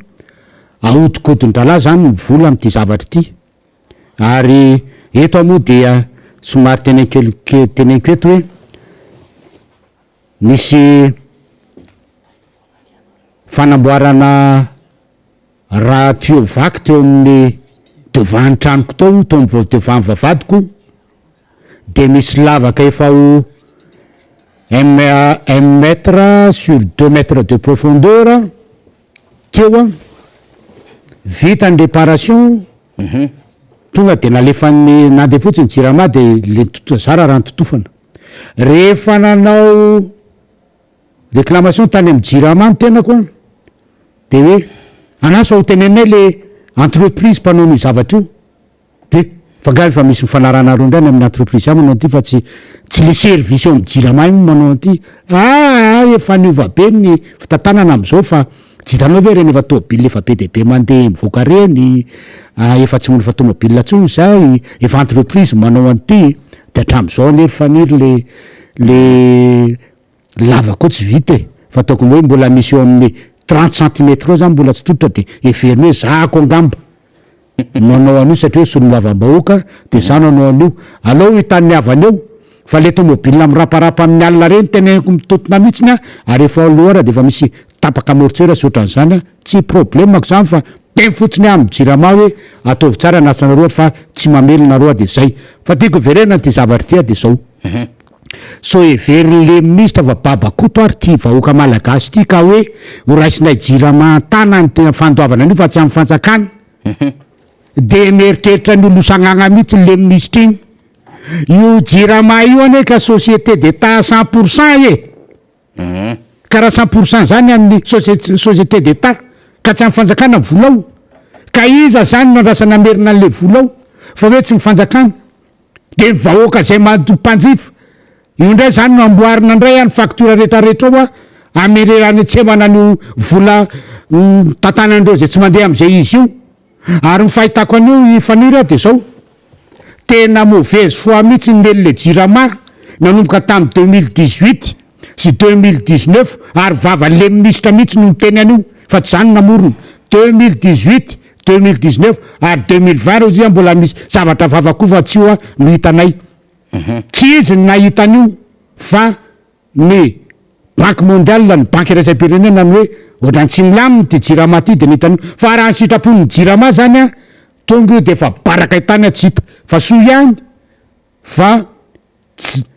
ohatrany eto Madagasikara ny banque mondiale manara mazo akaiky ny vola menanao ary ty hoe de fa fambaraka mihitsy araky ny tenin'ny tanora hoe mamerim-bola ny aoka tsy ho tenenitro manaraka tsy tenenitro manaraka fa tena fa fambaraka tena ohatran'izany nandraisan'ny olona Madagasikara ary le olona le banque mondiale le nampisambotra anao ndray izay ndray mitako hoe alainay ny volanay averena tena loza tena tsy mamely mihitsy ka oza hoe aza infantilisena le malagasy ringa ministre ary azo raisiny Babakoto ka hoe raisinay an-tanany io de anao de mody mampalele tena diso efa tam'izao mauvaise foi ny anareo ary raha io raha ny sitraponareo de tsy naso fa sendra maherinonareo nareo de io mitrango io zavatra io mitrango izy io ka oza hoe zany zavatra zany taratry ny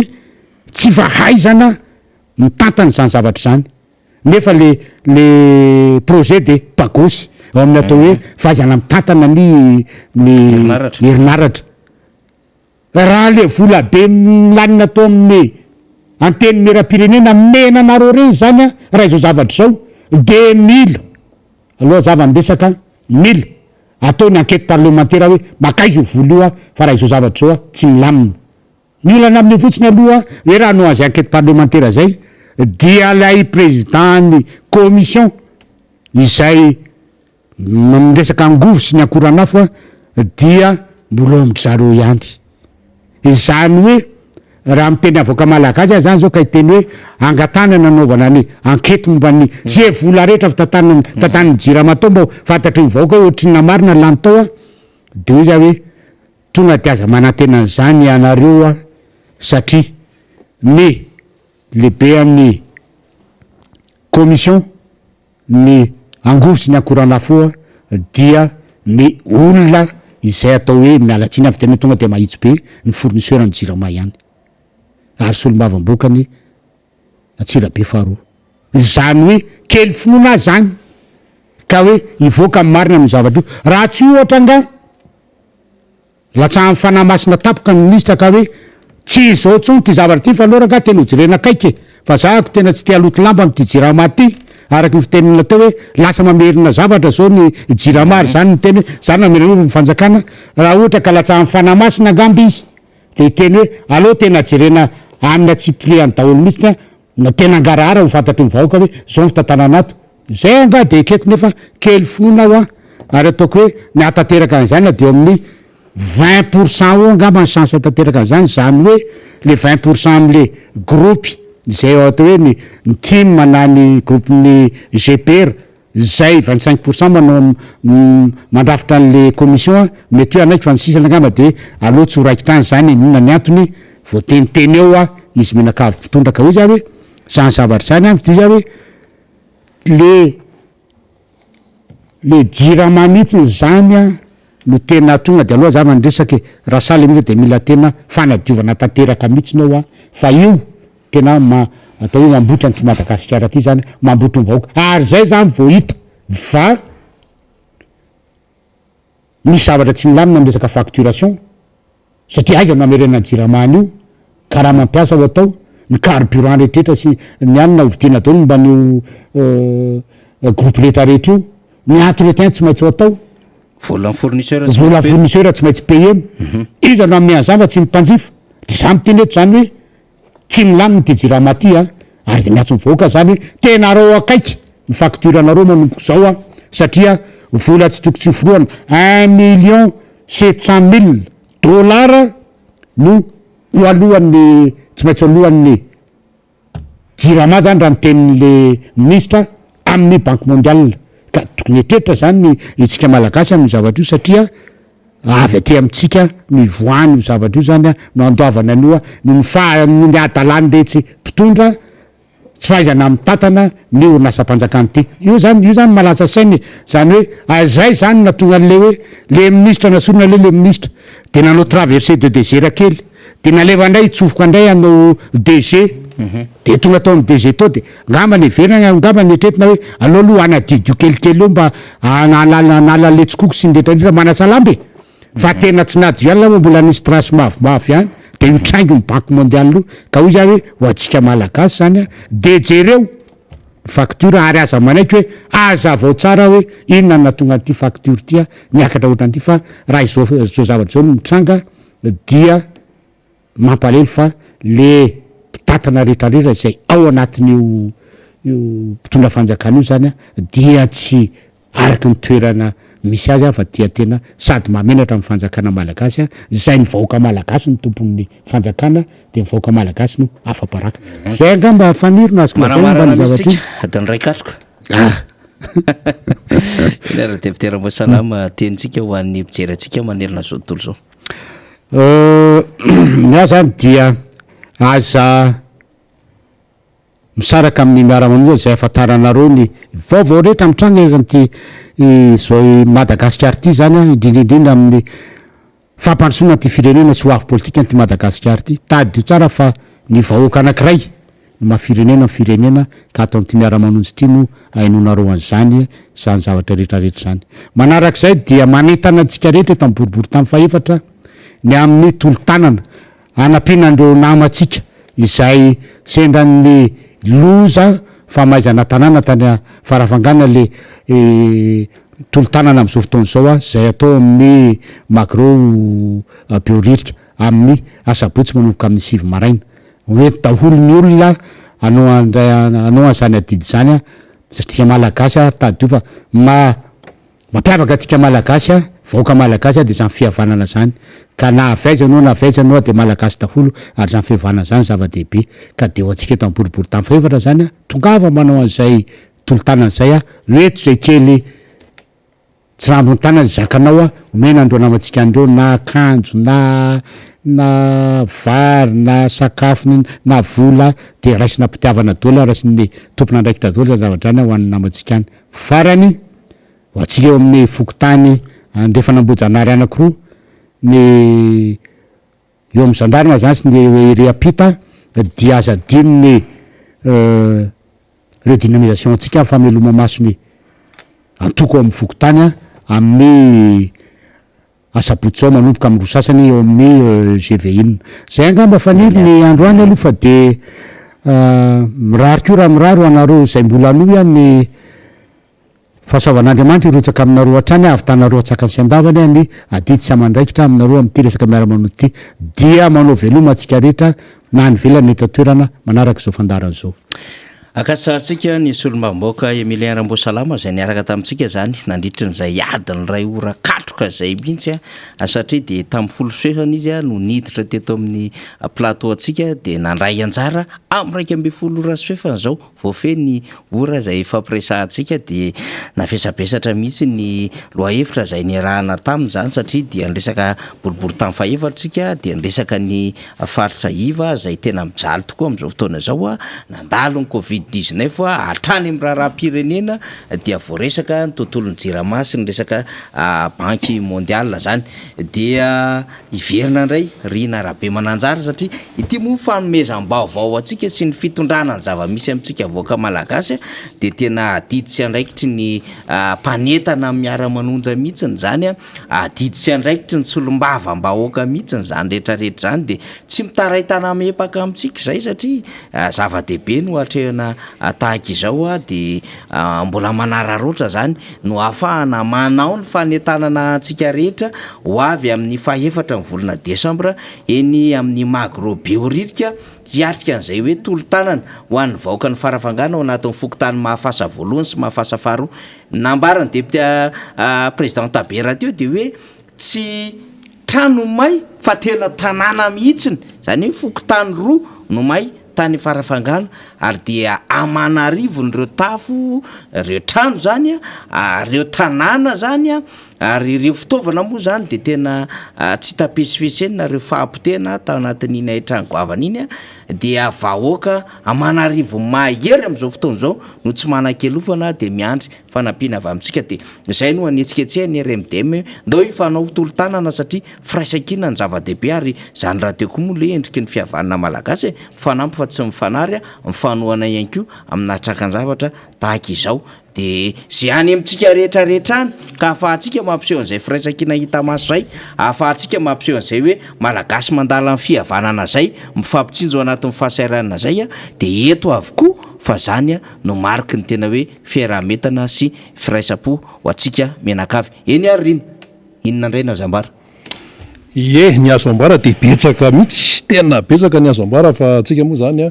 atao hoe jery aloha hevitra arak'izay afaka hoe hoentina eto tsy hoe sasany tsy afaka hoentina eto fa afaka hoentina eto daholo fa tsy maintsy misafidy isika satria raha hoe ny raha-pirenena sy ny fijaliany malagasy de hoaliny eto ny andro fa de mahita ho tenenina foana isika ary tsy misy zavatra foronina iresaka fitaterana kely sika namana faniry satria manahira ny ty raharaha ty iresaka fitaterana bakabaka aloha isika de hoe isika iresaka fitaterana tanàn-dehibe raha ny fitaterana nabakabaka zany efa hitantsika tsara moa reny hoe raharaha zay nahazo ny resaka hoe Air Madagascar, Madagascar Airlines sy ny sisa efa lavabe zany ny resaka momba an'iny fa rehefa nisokatra ary ty le iny ty izy ty le frontière ny zotranabakabaka zany dia mitranga ny zavatra maro zany anisany ohatra ny resaka hoe coronavirus sy ny sisa ny sokafana ny avy any Maurice aloha de avy eo indray de idina indray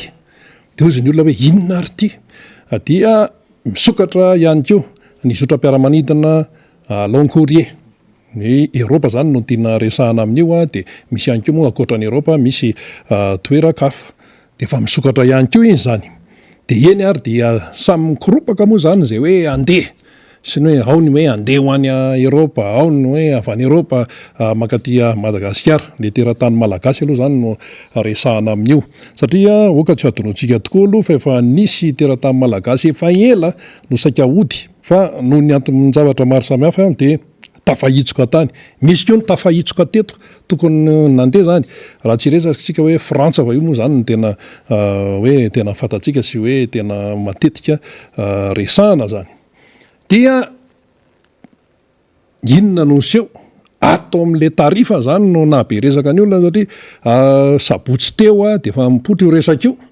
sabotsy de lady de latsinainy de talata zany zao tsika dia 4000 euro aller retour zay tsy mamorona fa io hitanareo 4000 euro zany le frais zany de samy niarana hitan'io zany ny olona de ahoana ary zany de natao zany le kady tsotsotra dia tafakatra hatrany amin'ny 100 millions FMG latsaka kely any zany le izy. Le volantsika amin'io efa tena maivana de maivana, le frais zany ery tena midangana de midangana eo amin'ilay resaka zotram-piaramanidina dia mbola io moa zany loko an'ery Madagasikara, io rambona fiaramanidina ery Madagasikara io hitantsika io tena andeha daholo amin'izay ny resaka maro samihafa. De ny tiana ambara ao anatin'izay de ny hoe le olona zany efa ao anatin'ny fahamaizana satria efa maika te hody dia maika ny avy eto Madagasikara maika te andeha dia atao hoe tratran'ny hoe tsy azo anoharana zany ao anatin'izay dia tsy maintsy mikaroka izay fomba rehetra zahonan'izay hoe ahafahana mandeha zany amin'le resaka sarandalana satria hoe efa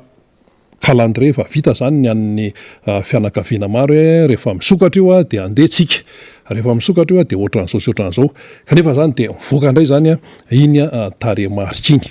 dia eo zany no mampametram-panontaniana maro hoe ahoana zany ny fandehan'le kajy,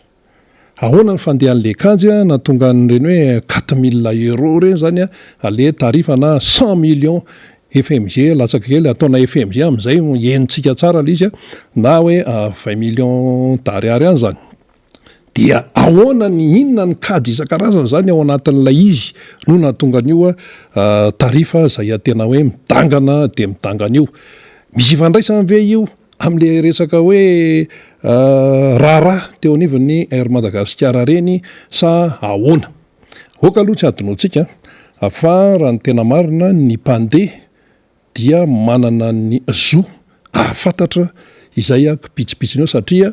tsy tokony adinoantsika fa ny mpandeha sy ny compagnie aérienne io tsy eto Madagasikara ihany dia mifamelona izany. Zany hoe rehefa reraka ny anankiray dia misy fiantraikany ato, rehefa reraka ny ato dia misy fiantraikany ato, rehefa vitsy ny mpandeha dia tsy maintsy misy fiantraikany iny amin'le compagnie, rehefa betsaka ny mpandeha dia mba ohatr'izay izay le hoe basse saison, haute saison. Zao zany zao tsika raha ny tena marina ao anatin'le haute saison zany dia teo ihany koa moa le hoe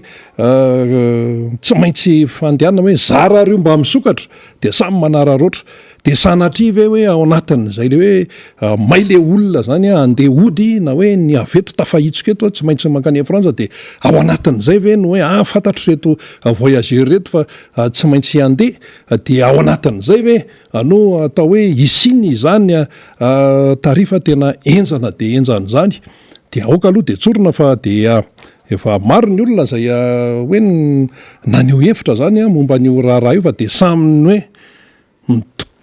gaiko sa nidonaka sa tsy intsony zay voambolana azo ampiasaina fa hoe valaketraka hoe ahoany ity zavatra ity. Ary ankoatran'izay ihany koa zany ianao zany rehefa hoe mandeha zany hoe mikarakara visa, mikarakara ny atao tantaratasy sy ny namany maka fotoana meloa maka rendez-vous. Io zany misy an'izany hoe TFL zany filazan'ny zareo azy tsy ataontsika teknika be fa mety ho sarotra amintsika mpieno sy mpijery olon-tsotra no mahazo azy fa misy an'izany zany amin'ny fanaovana an'izay dia maka rendez-vous anao dia rehefa maka rendez-vous anao zany fantatry ny ao amin'ny compagnie izay resahana tsara zany zao tsika ty amin'ny firintsika zao faran'ny volana novambra dia andana ny tany io any fa efa any amin'ny janvier anao zany zay vao hoe misy fotoana sy ohatran'izay amin'le resaka rendez-vous io dia hitantsika amin'izay zany fa tena manahirana le raharaha amin'izao fotoana izao ka le malagasy zany ao anatin'izay eo ny olona ny jirama zany ny olona merim-bola dia ity ny Airmad dia efa iny le resaka biny dia io izy io dia ahoana indray zany aty amin'le resaka hoe tarifa izay amidangana ty ny tiany ho tenenina dia ny hoe rehefa misy trangan-javatra ohatran'ny tony zany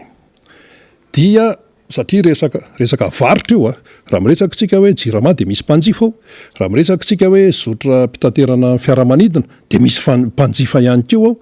Fa ny tiana ambara dia ny hoe tsy maintsy any amin'ny mpanjifa foana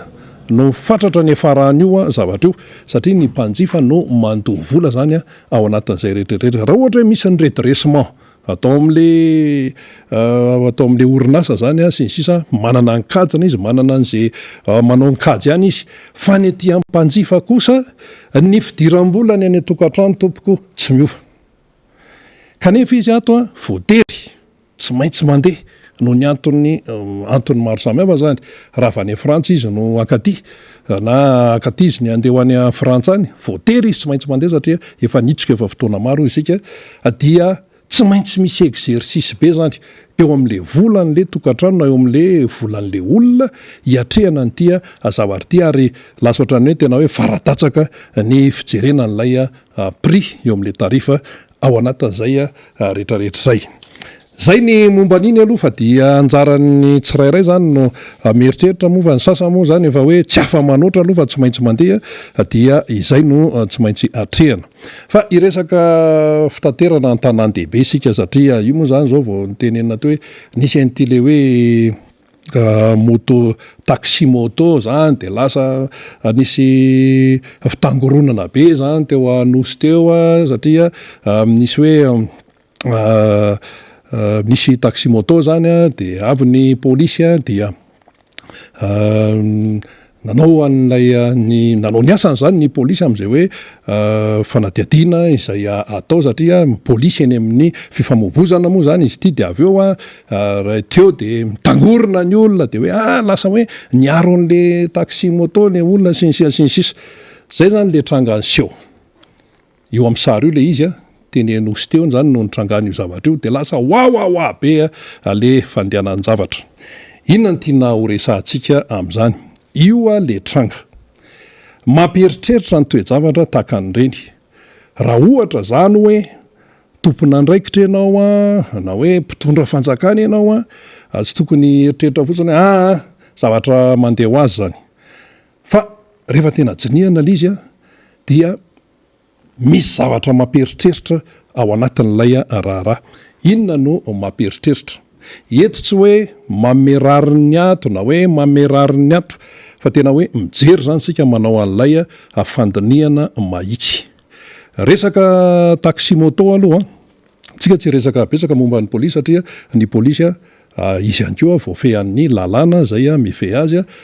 manao ny asany izy zany fa atao am'le taxi moto ato mihitsy ny tena tiatsika horesahana. Ny taxi moto io zany de tena lasa fitaovam-pitaterana hafa kely mihitsy izy io raha ny eto Antananarivo zany sy oharina amina any amin'ny toerakafa. Tsy hita zany zay atao hoe klasena ahoana ara ny taxi moto hoe taxi zany moto zany ve de lasa hoe transport individuel ve sa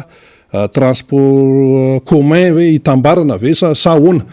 satria raha manana moto ianao zany de ianao zany mitondra an'iny raha ohatra ianao mitondra olona ho aoriana zany de olona fantatrao le izy na olona ho an-trano fa ity hoe hoentina amin'ny moto zany le voyageur zany de lasa transport en commun indray zany le zany hoe lasa fitateram-bahoaka ka izay aloha ny zava-misy fa ny malasa eritreritra de zao matompotra ny taxi moto tompoka de noho ny fasairanana izay miatra am'lay vahoaka tsy tonga ho azy io tsy tonga ho azy io fa misy antony zay natonga azy. Ny antony de tsotra eo aloha zany lay hoe eto Antananarivo entsiketsika be zany le fotoana fanadiadiana nataonay amin'ny mampanao gazety ty fa tsisy hoe momba ny anina na momba ny anina so ndray sasa miteny hoe nareo kosa momba nyrehetra tsisy an'izany fa tena fanadiadiana eo zany efa entsiketsika be rotoroto le fiainana eto Antananarivo ny embouteillage mamely ny fotoana entsiketsika be ny any dia eo ny fasairanana tsy misy asa ny tanora ny moto be dehibe 5 millions de francs de mahazo moto scooter kely sy ny sisa dia isika moa gasy de io le hoe ady gasy de mandeha indray zany le ady gasy de hoe ity indray zany no atao hoe fitaovana ahafahana mandeha aingana mambonjy fotoana dia teraka lay taxi moto zany lay atao hoe statut nefa mifeny taxi moto dia mbola tsy mipetraka hoe tena hoe officiel zany am'izao fotoana zay fa noho lay fasairanana zay iainan'le vahoaka Antananarivo de lasa teraka ho azy ilay taxi moto. Eo zany tsisy hoe iza metsiny na hoe iza metsiny fa noho ilay fasairanana dia teraka ny taxi moto. Zay zany no fipetraka le izy. Inona nefa na hoe inona no mahatonga n'lay fasairanana eto iainana eto Antananarivo io Antananarivo fitaratra anankiray fotsiny fa Madagasikara ray manontolo ny tianao resana le hoe fahasairanana de io le hoe mitotongana ny farim-piainan'ny malagasy izay zany no mahatonga ny zavatra io fa tsy hoe tongatonga ho azy fotsiny izay resak'izay rehefa mitotongana ny farim-piainan'le malagasy dia mitady zavatra izy moramora kokoa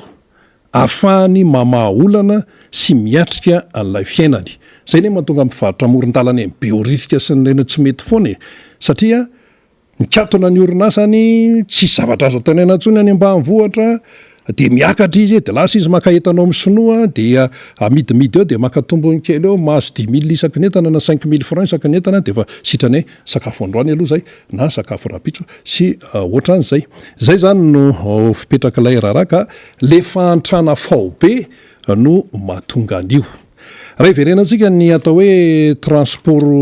fitaterana an'olona zany eto Antananarivo dia mba azahoantsika tsara somary iverenantsika kely aloha ny tany aloha tany tany alohan'ny taona 1970 tany reo ny raisitsika de mbola nisy karazany fitaterana teto Antananarivo teto nisy voatiry teto voatiry tery anosy be tery moa no tena nalaza am'taona entana sady mitondra olona dia namoronandro lolo ira moa izy iny hoe lemizo de misy posiposy teto Antananarivo teto mitondra olona efa nisy an'izany de nisy an'ireny 1000 kilô reny reny saviem reny ny maro e isan-karazany de nisy an'ireny 404 basy reny nandeha nanao fitaterana teto Antananarivo zany de rehefa nivoatra tonga ny révolution socialiste malagasy de tonga ny reny fibatasy fimasi ny reny Eucarus reny zany fiarabe avany Hongrie de namorona ny artiste hira ihany koa moa zany izy reny de zany no fiainana teto Antananarivo teto zany zany hoe efa bus zany io resakio ny taxi nisy foana fa tamin'ny ankapobeny zany de hoe bus sy taxi no tena hoe fitaovam-pitaterana teto Antananarivo zany de teo moa zany ny fima de teo ny fibata Eucarus io resakio de tonga indray ny antafita moa zany de amin'ny tety anosy-patrany nisy ny foibeny tantara daholo zany rehetrarehetra zany de rehefa nandeha de nanomboka sahirana le société zany ny fibata fima ny antafita de nanomboka niditra am'izay ny resaka jombotry de rehefa niditra le jombotry teto Antananarivo daholo zany de io zany ny tarifa zany amin'ny majombotry azy amin'ny mampampango azy de miserana fotsiny tsy ara-dalàna ny jombotry tamin'izany dia tsisy prix fixe io de namoronandro balafo mangahira hoe ho anareo zay maika kahitaina jombotry 700 jombotry 500 tsisy prix fixe io fa rehefa bebe olona de ataondra lafilafo ny frais rehefa kelikely olona de ohatran'izay rehefa bebe olona de ataony moramora fa rehefa kelikely olona de ataony lafilafo dia nefa ran'le jombotry dia lasa mivadika indray ton'le resaka hoe buxi nisy an'izany teto Antananarivo teto de rehefa mivadika buxi indray de mandeha tsy de misy lalàna loatra amin'ny fe azy de naninona nefa raha ny vadika taxi be ilay izy ny taxi zany mbola teo foana lay bus be zany fibatasina fima ny antafita maty dia lasa nahazo hoena le jombotry zay informel tamin'ny voalohany de lasa natao formel amin'izay de lasa nisy taxi be eto Antananarivo misy taxi be raha amin'ny hoe moyen de transport en commun zany amina firenena maro eto ambonin'ny tany hoe taxi be fanen'ny olona zany hoe na taxi brousse na hoe taxi na hoe bus de misy moa ny sasany hoe tramway any amin'ny firenenkafa any eto amintsika mbola tsisy de izay zany le izy de lasa mivadika taxi be zany le raharaha de rehefa nandeha amin'izay zany ny taxi be teniteny de nivadika amin'izay tateoriana taxi be ihany fa lasa ny sprinter indray no lasa be de be ny sprinter tany Allemagne tompoka de natao hitondrana entana moa zany izy reny zay ny tena izy fa noho ny zava-misy teto Madagasikara sy teto Antananarivo de natao mitondra olona ny sprinter zany de lasa nanaovana atao hoe carte grise fanaraka amin'ny eto amintsika satria izay no mety amintsika zany eto Madagasikara rehefa nandeha indray dia teraka amin'izay ty le hoe taxi moto ty zany zay iainantsika amin'izao fotoana zao araka nefa nitenenina teo zany de hoe le fahasairanana sy le fahantrana amin'ny ankapobeny no mahatonga an'io de fanontaniana zao zany mipetraka de hoe ahoana zany a no hiafarany io a taximoto io, atao ahoany ireo tanora mitondra ny taximoto izay everina ny akamarony, tsika ho ahy eto manao analizy tsotra, izay everina ny akamaronyireo tanora ireo a fa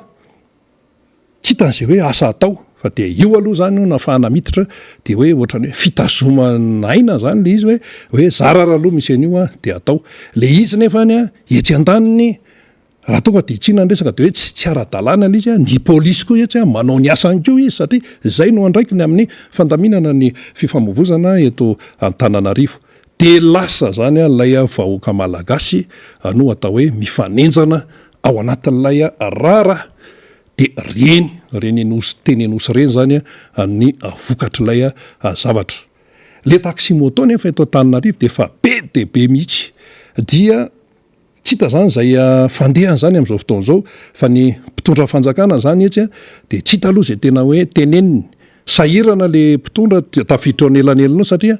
hoenjaninao le taximoto ka tsisy asa ary le tanorako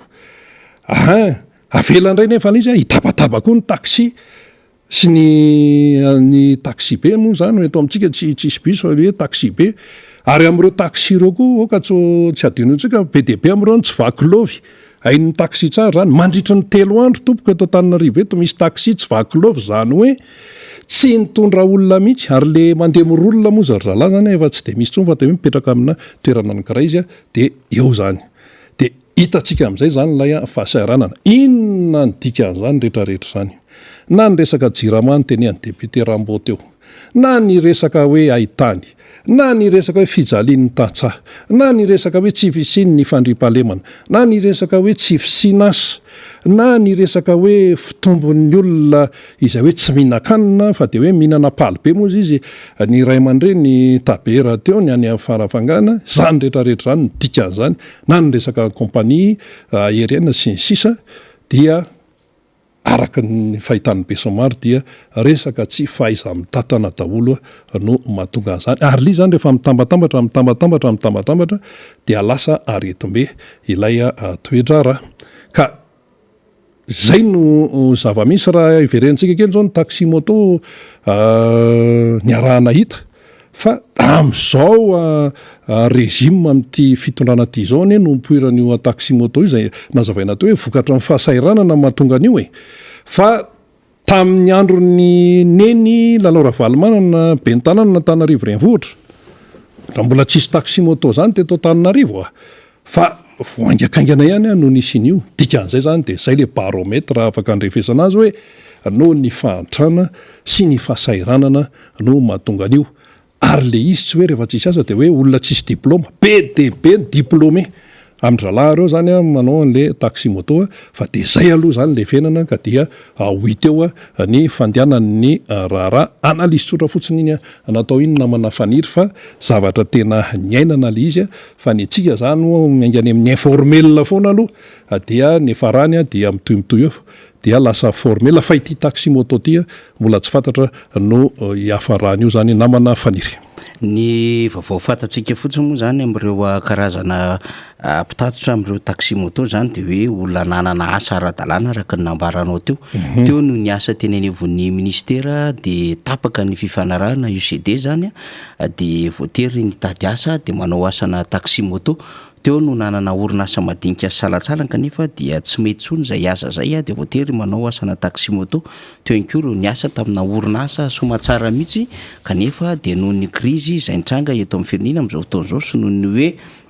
tsy mety daholo zay atao amin'ny lafin'ny fitadiavana arak'asa zany dia voatery zany manao an'izay asana taximoto izany hoe tena vahaolana antselika zany no hitan'le malagasy am'izao fotoana zao de ny vahaolana antselika zany vahaolana maimaika satria dia manambady amanjanaka mba tsy hoe idonanananapona sy ipetrapetrapotsiny na mety hoe ameno ireo mpanao ny asa fangalarana sy fanendahana sy ny sisa de voatery mamorona asa le malagasy de taximoto zany. zay no zava-misy eto a de mifampitady amin'ny mpitandro filaminana reto taxi moto reto fa mbola misy ihany koa moa zany a ny mbola tsy filaminana ny tsy fifankazahoana eo amin'ny fomba fiasa amin'ny taxi ville zany a adevitra zay resantsika izay ny amin'iny fa ivadika mivahintsika atsika maraparana anatsiny ny fionatsika zany amty miara-manonja ity a de ny ada no ampiakaritsika eto efa fatapatatsika ny anarana saikasaika efa hitatsika ny endrika izy moa de ampandrindra n'le hoe FLN na ny Front de la Libération Nationale zany a zay misehatra eo amin'ny fiainan'ny firenena amin'ny akapobeany de miresaka rehefa misy tokony resana dia maneho hevitra rehefa tokony misy fizaran-kevitra dia nakaritsika mihitsy izy androany satria dia mafana ny raha-pirenena am'izao fotoana zao a de elaela iada tsy niaraka tamintsika teto miaraba iada manahoana faniry de faly miaraba ny pieno rehetrarehetra sy ny mpanaraka ny fandarana miara-manonja atao hoe elaela ny tsinoanantsika de atao anatin'izay fotoana tsinoanan'izay ada de efa betsaka ny zavatra nyvoatra teto tanàna zany fa tsy de andeha lavitra satria ny actualité moa de iainantsika isan'andro fa aleoloha tonga de vadika amin'ny hoe ianao manko a dia anisan'ny mpitatana orinasa zay mba manana ny toerana misy any am'izay sehatry ny fandarana zay na de tsy vavety ara fa amin'ny antoniny araka ny fitenao azy mandrakariva kanefa de mampiasa vitsivitsy maromaro ianao am'izay sehatry ny asa izay manana reo materiel ampiasaina manana ihany ko ny fomba fifandraisana am'ireo client zany ny amin'ny hoe famitaraina sy ny vesatry ny client manana ihany ko ny fomba zay amokarana reny asa ireny mba tena hoe marotoerana sy afaly ny client zany ao anatin'izay sehatra zay kanefa dia tahaka ny rehetrarehetra misedra fahasiarana avokoa zany ny sehatry ny asa rehetra mbola mitsory ihany nefa ny tontolo ny asa zay sahanao ny any tiako antanina iada ny lalàna ny teti-bola-panjakana lanteny nivon'ny anteny meram-pirenena mbola andalo any nivon'ny anteny meran-doolona izy fa ho an'ny syndicat ny mpiasa-panjakana aloha zany na ny solidarité syndicale de Madagascar na ny SSM de niantso mihitsy ny anteny meran-doolona mba tsy andanany ny lalàna iny ary izy ireo moa zany de nampiny izy hoe mba hampiakatra ihany ko nikaroanay 30 isanjato ny karaha mampiasa-panjakana fa kofona sy efa tena sahirana mampiasa-panjakana am'izao fotoana zao ka zay ngamba fantaniana voalohany aloha iada alohan'ny resadresantsika lafin-javatra maro ity resaka lalàna amin'ny fianteti-bola ity mamaky ireny ve ny mpitatana orinasa toanao mahita ny zava-misy ve ny olon-tsotra zay mifamezivezy any amin'ny fiarahamonina satria ianao de anisan'ny mobile mandendehibe ny amin'ny fiarahamonina eny ia ela marina tsy niona aloha somary nandehandeha teny ambany vohitra rehetrarehetra reny mijery ny fiainan'ny vahoaka mifakahery amin'ny namana maro isan-karazany raha eo amin'ny hoe mamaky LFI ve sa tsy mamaky manaraka akaiky mihitsy ny mpitantana orinasa rehetrarehetra dia tsy maintsy manaraka akaiky ny momban'ireny lalàna mifeny fitantanam-bola reny satria miankina amin'ireny daholo manko ny zany no mety hoe fizotry ny asa afaka ataony ny orinasanao de tsy maintsy manaraka akaiky nanaraka mihitsy ny ako an'ilay fikarakarana LFI 2022 ty ny tianao resahana ia de tena manahira-tsaina le izy faniry satria rahantsika mahita aloha zao fa ny asa efa tena manahirana ary zay na manana orinasa ampiasaina ara de efa sahirana tsy afaka manome asany mpiasa ary de efa betsaka ny mpiasa tsy miasa azo lazaina tena efa kely vitsikely mihitsy sisany afaka miasa raha mamaky n'lay mandeha n'le fandeha n'lay adevitra eny amin'ny anteny meram-pirenena zany amin'ilay resaka LFI ty de hoe nanazava lay ministra hoe nahena aloha zany ny fotoana anana n'lay zone France ny exonération 15 ans de lasa 10 ans de nanazava izy hoe satria rehefa tapitra le fotoana de lasa le zone France lasa manao déclaration de faillite na mivarotra an'le action zany de olona hafa indray no mitondra de mahazo exonéré tena mifandipatra be am'le zavatra lazainy mahitsy zany ny fanazavany lay ministra amin'io satria zao ny tokony ataon'ny fanjakana de ny ampahahela nylay orinasa hiasa eto amintsika ka nidikan'izany raha ohatra ka eritreretinao hoe ahafahany mihazakazaka kokoa ny fahalavan'ilay fotoana de afaka halavaina de zay satria azadino fa ny orinasa reny eny ny orinasa titre fotsiny hoe mandoa hetra fa ny tena marina ny vahoaka tsirairay isambatan'olona no mandohetra fa tsy ny orinasa zay zany ny tena izy ny fandehany de tsotra azavaiko tsara mihitsiny ny etra rehetrarehetra amin'ny entana rehetrarehetra alain'ny fanjakana amina orinasa rehetrarehetra syana de miditra ny anatin'ny vidin'ny entana de iny vidin'ny entana iny zany na etra iny na TVA io na inona na inona na inona io a miditra ny anatin'ny vidin'ny entana io ary ny vidin'io farany a de mpanjifa zany de ny vahoaka zany de ny vahoaka zany a no mizaka ny etra rehetra rehetra rehetra rehetra ataonao anatin'iny rindram-barotra anankiray iny raha ohatra zao ohatra fotsiny hoe manafatra ianao zany ohatra hoe manafatra menaka ray litra ny avy any an-dafy de ny etra rehetra rehetra amin'iny menaka iny na ny droit ny etra fanafarana azy na ny etra fiarovana ny orinasa eto toerana tsy hopotika na ny TVA na ny rehetra rehetra rehetra na ny etra alainy amin'ny transport mitambatra ao iny a de farany iny a lasa ary am'le mpivarotra ary amin'ny farany ary de hoe iny lasa mahasokarena daholo daholo reny a de miampy an'izay etra fanampin'le TVA le valeur ajoutée fotsiny a fa ilay mpividy daholo no mandohany iny fa ilay orinasa zany a récupérer lay vidiny iny le etrana alohan'ny tany aloha amin'ny vidiny iny entan'iny ny dikan'izay zany a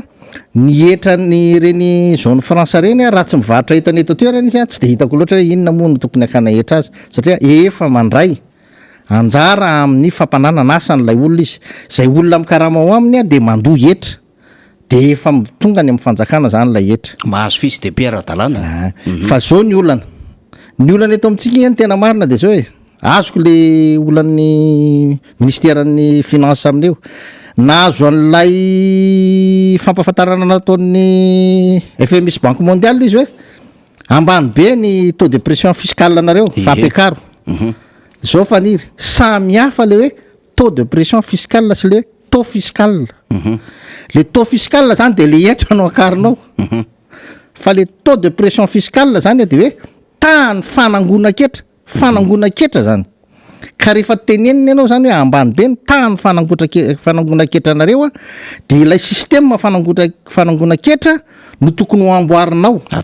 atsaraina ahatonga n'lay etra ho tafiditra daholo ary eo mihitsy ny olona eto Madagasikara io le tany fampidiran-ketra io no araky ny tenin'ny filoratsirahonany io no mampitavozavoza be an'ity fitondrany ity de tsy tafiditra lay etra de kely lay etra tafiditra de lasa ny etra indray no akarina zany no tena mampalelo amin'izy ary zay de zay eto de miafatra mihitsy ny amin'ny ministry-ny finance izay de vonona mihitsy zay mpanohatra de vonona mihitsiny a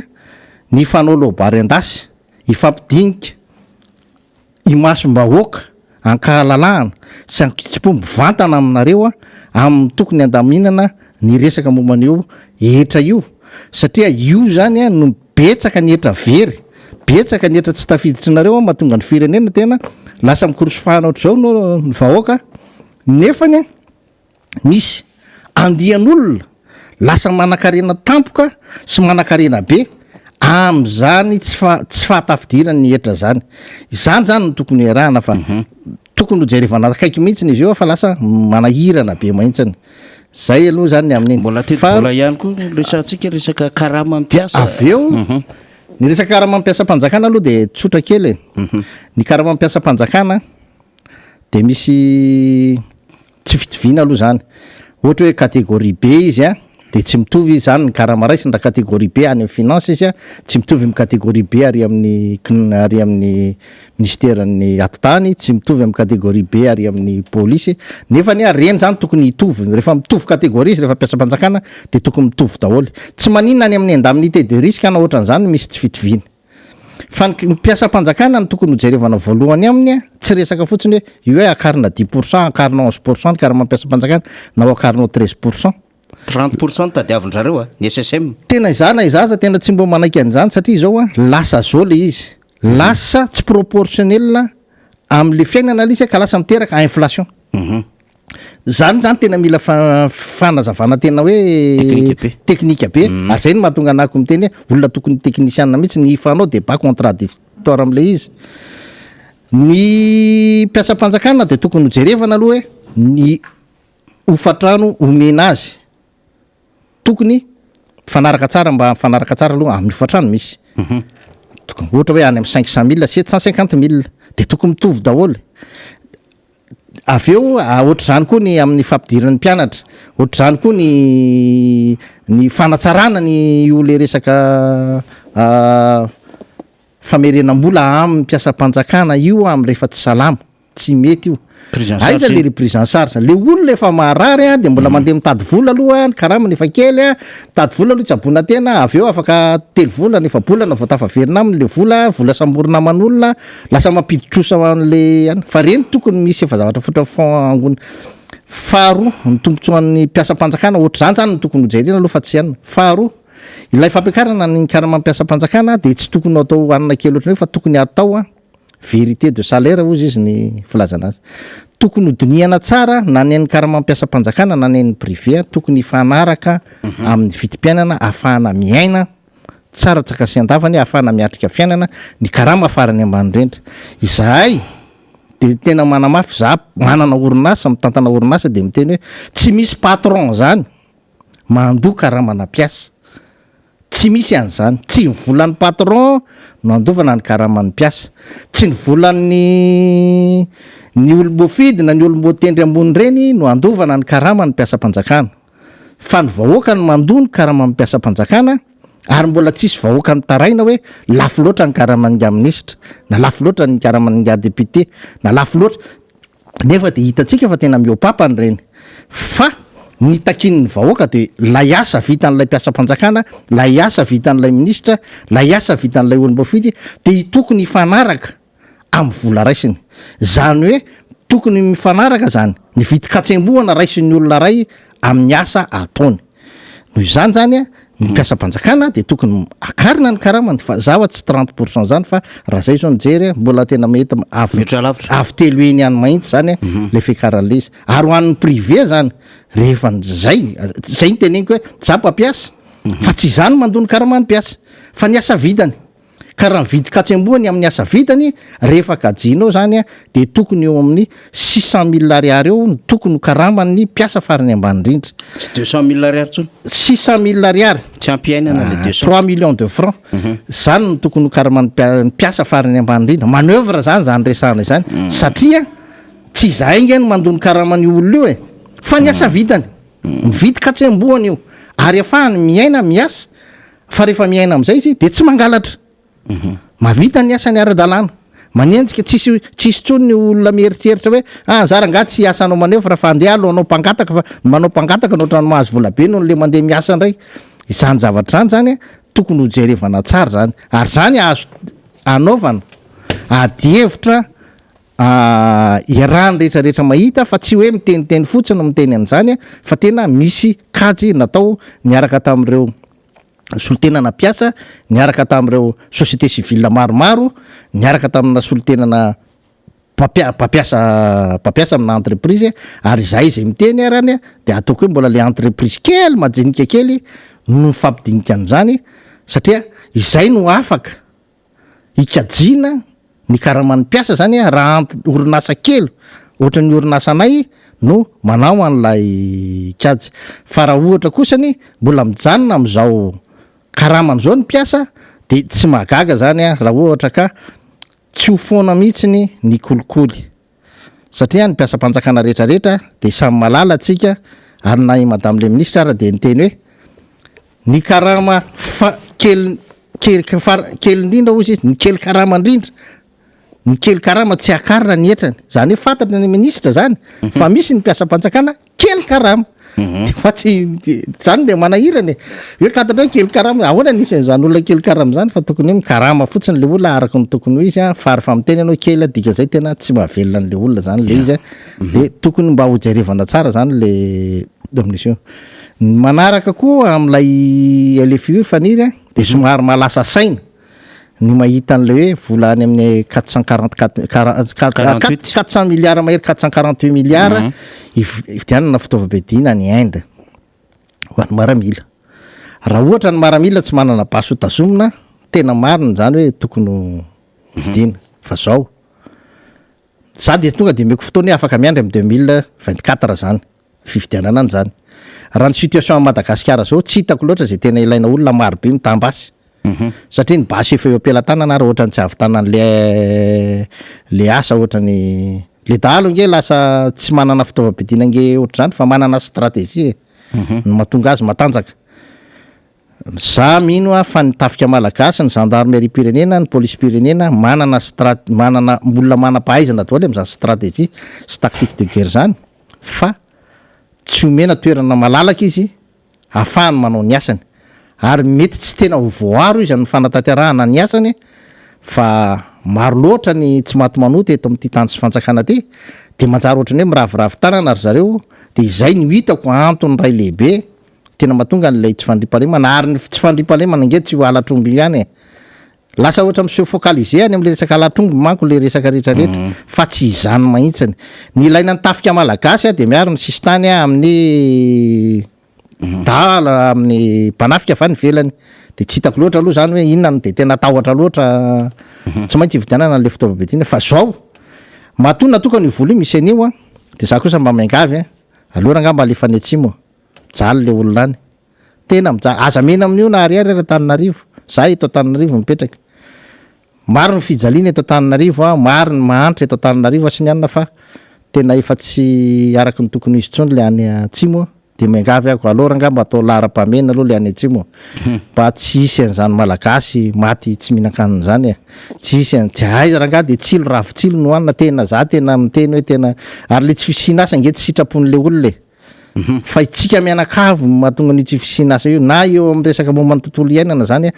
fa zay tsy zay fotsiny fa teo amin'ny rafina fitantanana nandritra ny 3 taona fa raha nijery tsara n'lay horonan-tsary nalefa ny France 24 iny ako de nare tsara hoe tanatin'ny 3 taona zay ozy izy le ara-matobe nanomboka 2019 zany de nanomboka 2019 zany de eny tsy maninona izy nge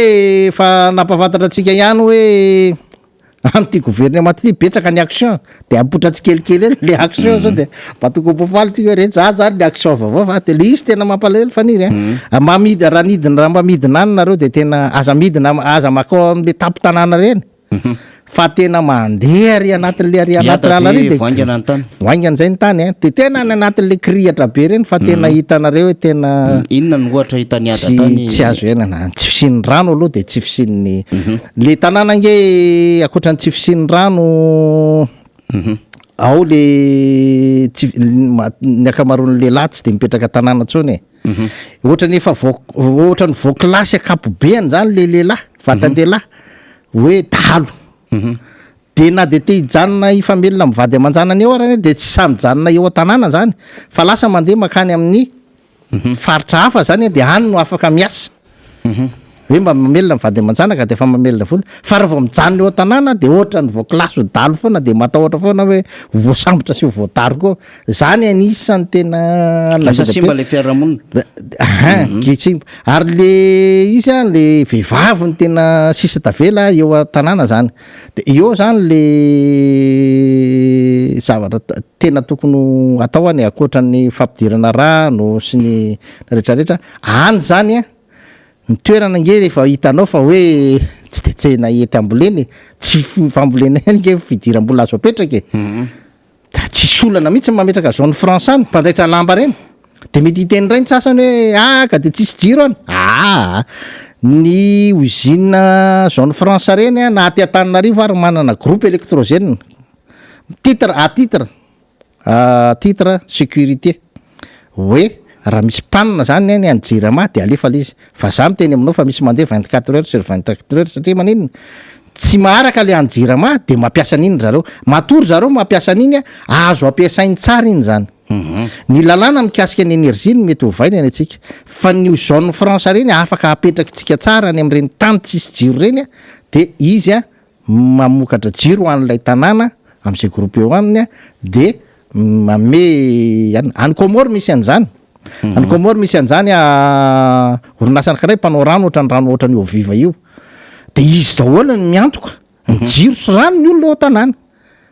Zay ny contrat tonga de rano tonga de fa azo atao tsara zany any Tuiliara zany, satria Tuiliara hoa hitantsika fa tsy hoe ary tsy azakazaka tsy zany am'le resaka fambolena fa tonga de le fametrahana an'izay, satria rehefa misy ny électricité nge azo zay am'groupe zay azo atao tsara mametaka pompe immergé zany satria misy rano ao ambanin'ny fasika eo fa tsy tsisy rano ao. Mahita tsara nareo neny misy anina mety ho kely ny quantité-ny fa misy fomba maromaro koa afaka anaovana azy mba hahatonga azy ho bebe ary afaka manao forage tena le forage ngeda be le tena lalina be koa tsika hakana an'le rano ary ambanin'ny renirano ary ambanatiny anare zany tena ny ale Tuiliara zany tena ohatrany mampalahelo anazy satria misy ain'olona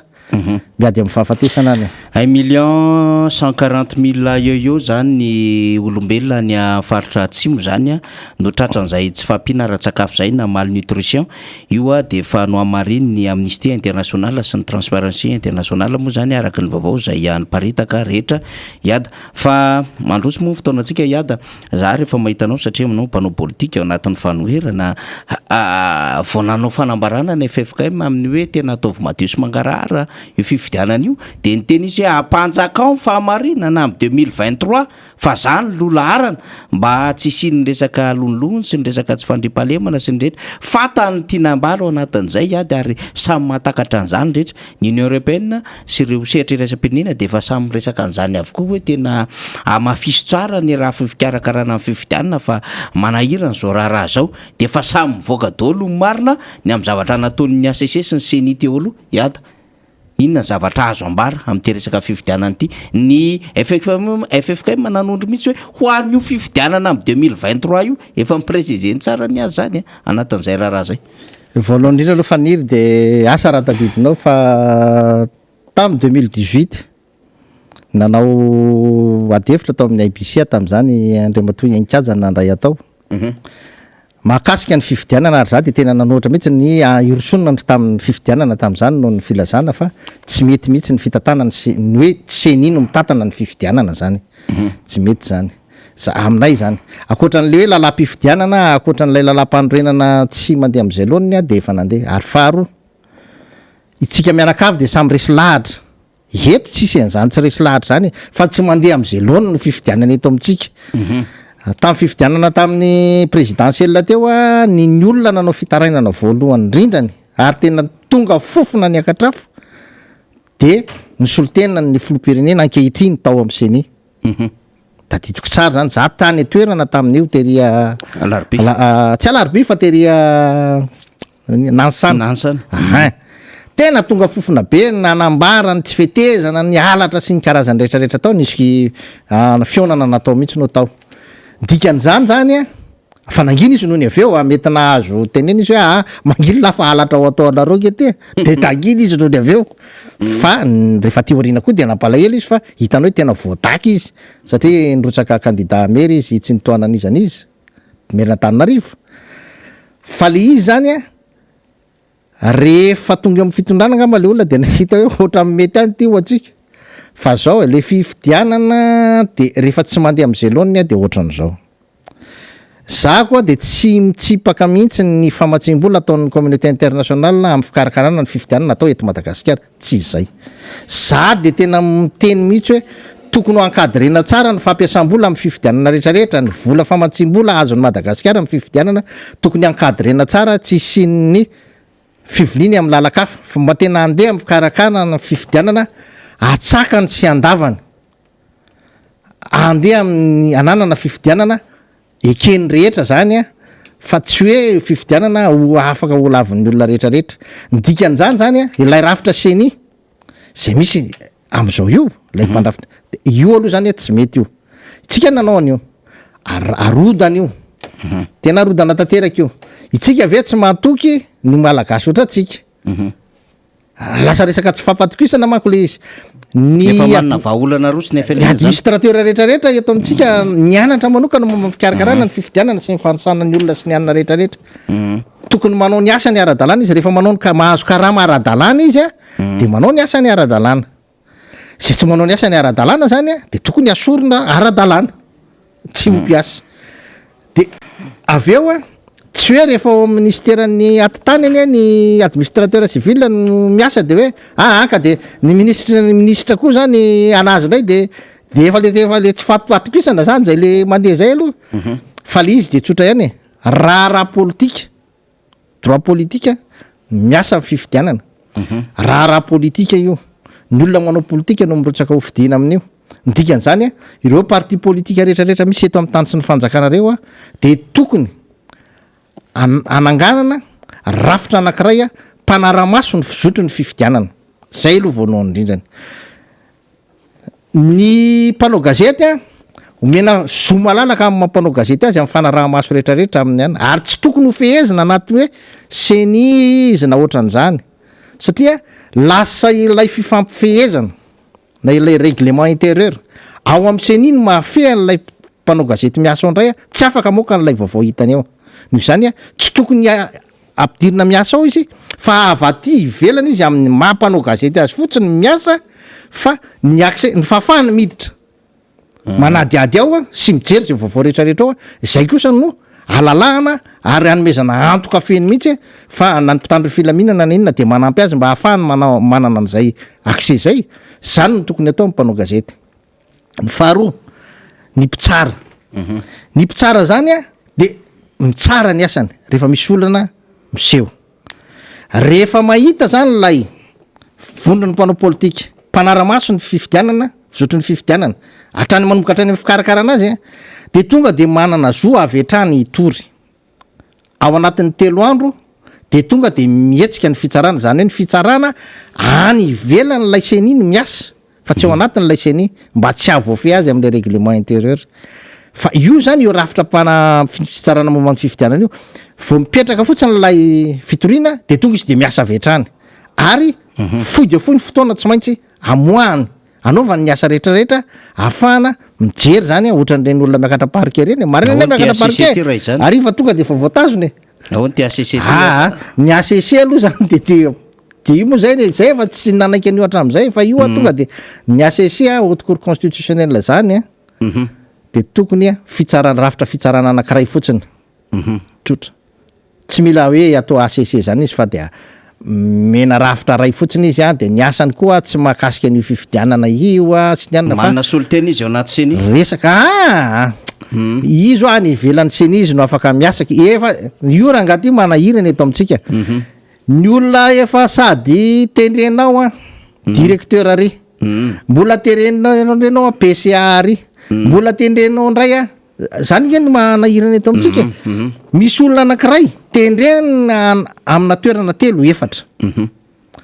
efa izy efa ao amin'ny haute cour constitutionnelle inona ndray no anendrena azy any amin'ny seny nga tsy ampy azy ny asany eo nga tsy hisy asa ao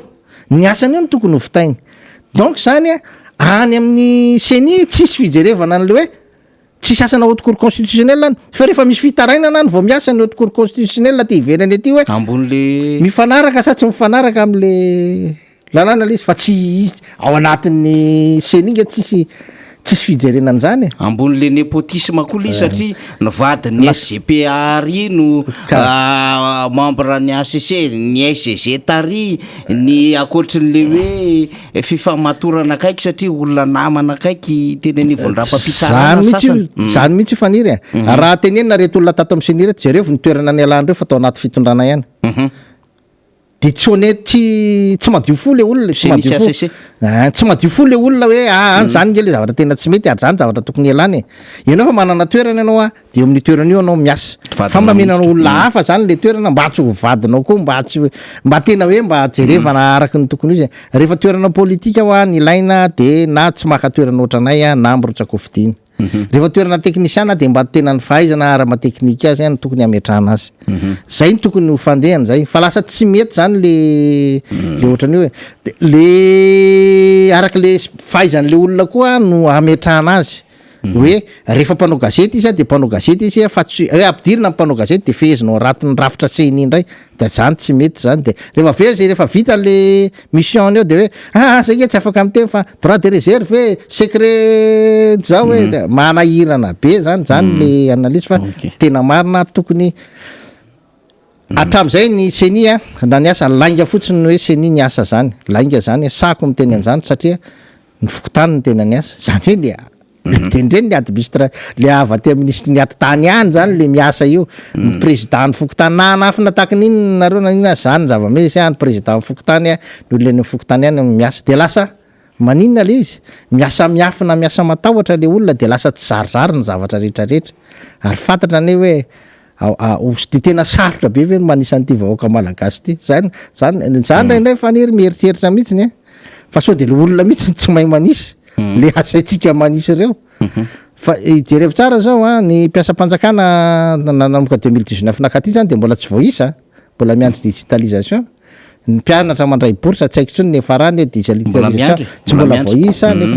nefa de tsotra kely zany ohatra ny 1 bâtonnet 2 bâtonnet inga zany alaina le olona de eo de isaina tsirairay mandeha aloha rehefa tena tsy hay manisa azy ihany fa manjary manahirana zany le mieritreritra n'le olona tika zany disotra any amin'ny listre mifidy sy ny rehetrarehetra zany daholo zany ny normal io zao tsika zao nahazo vola anao statistique de hoe anao statistique anisana ny mahanitra sy ny fahasahiranana hoe tena hoe izany tena mahanitra izany tena sahirany eto amin'ny tany sy ny fanjakana de le olona le anao an'le statistique ohatra nefany zany manao statistique eran'ny Madagasikara zany tokony atao mihitsy profitena amin'io daholo ny rehetrarehetra isaina amin'io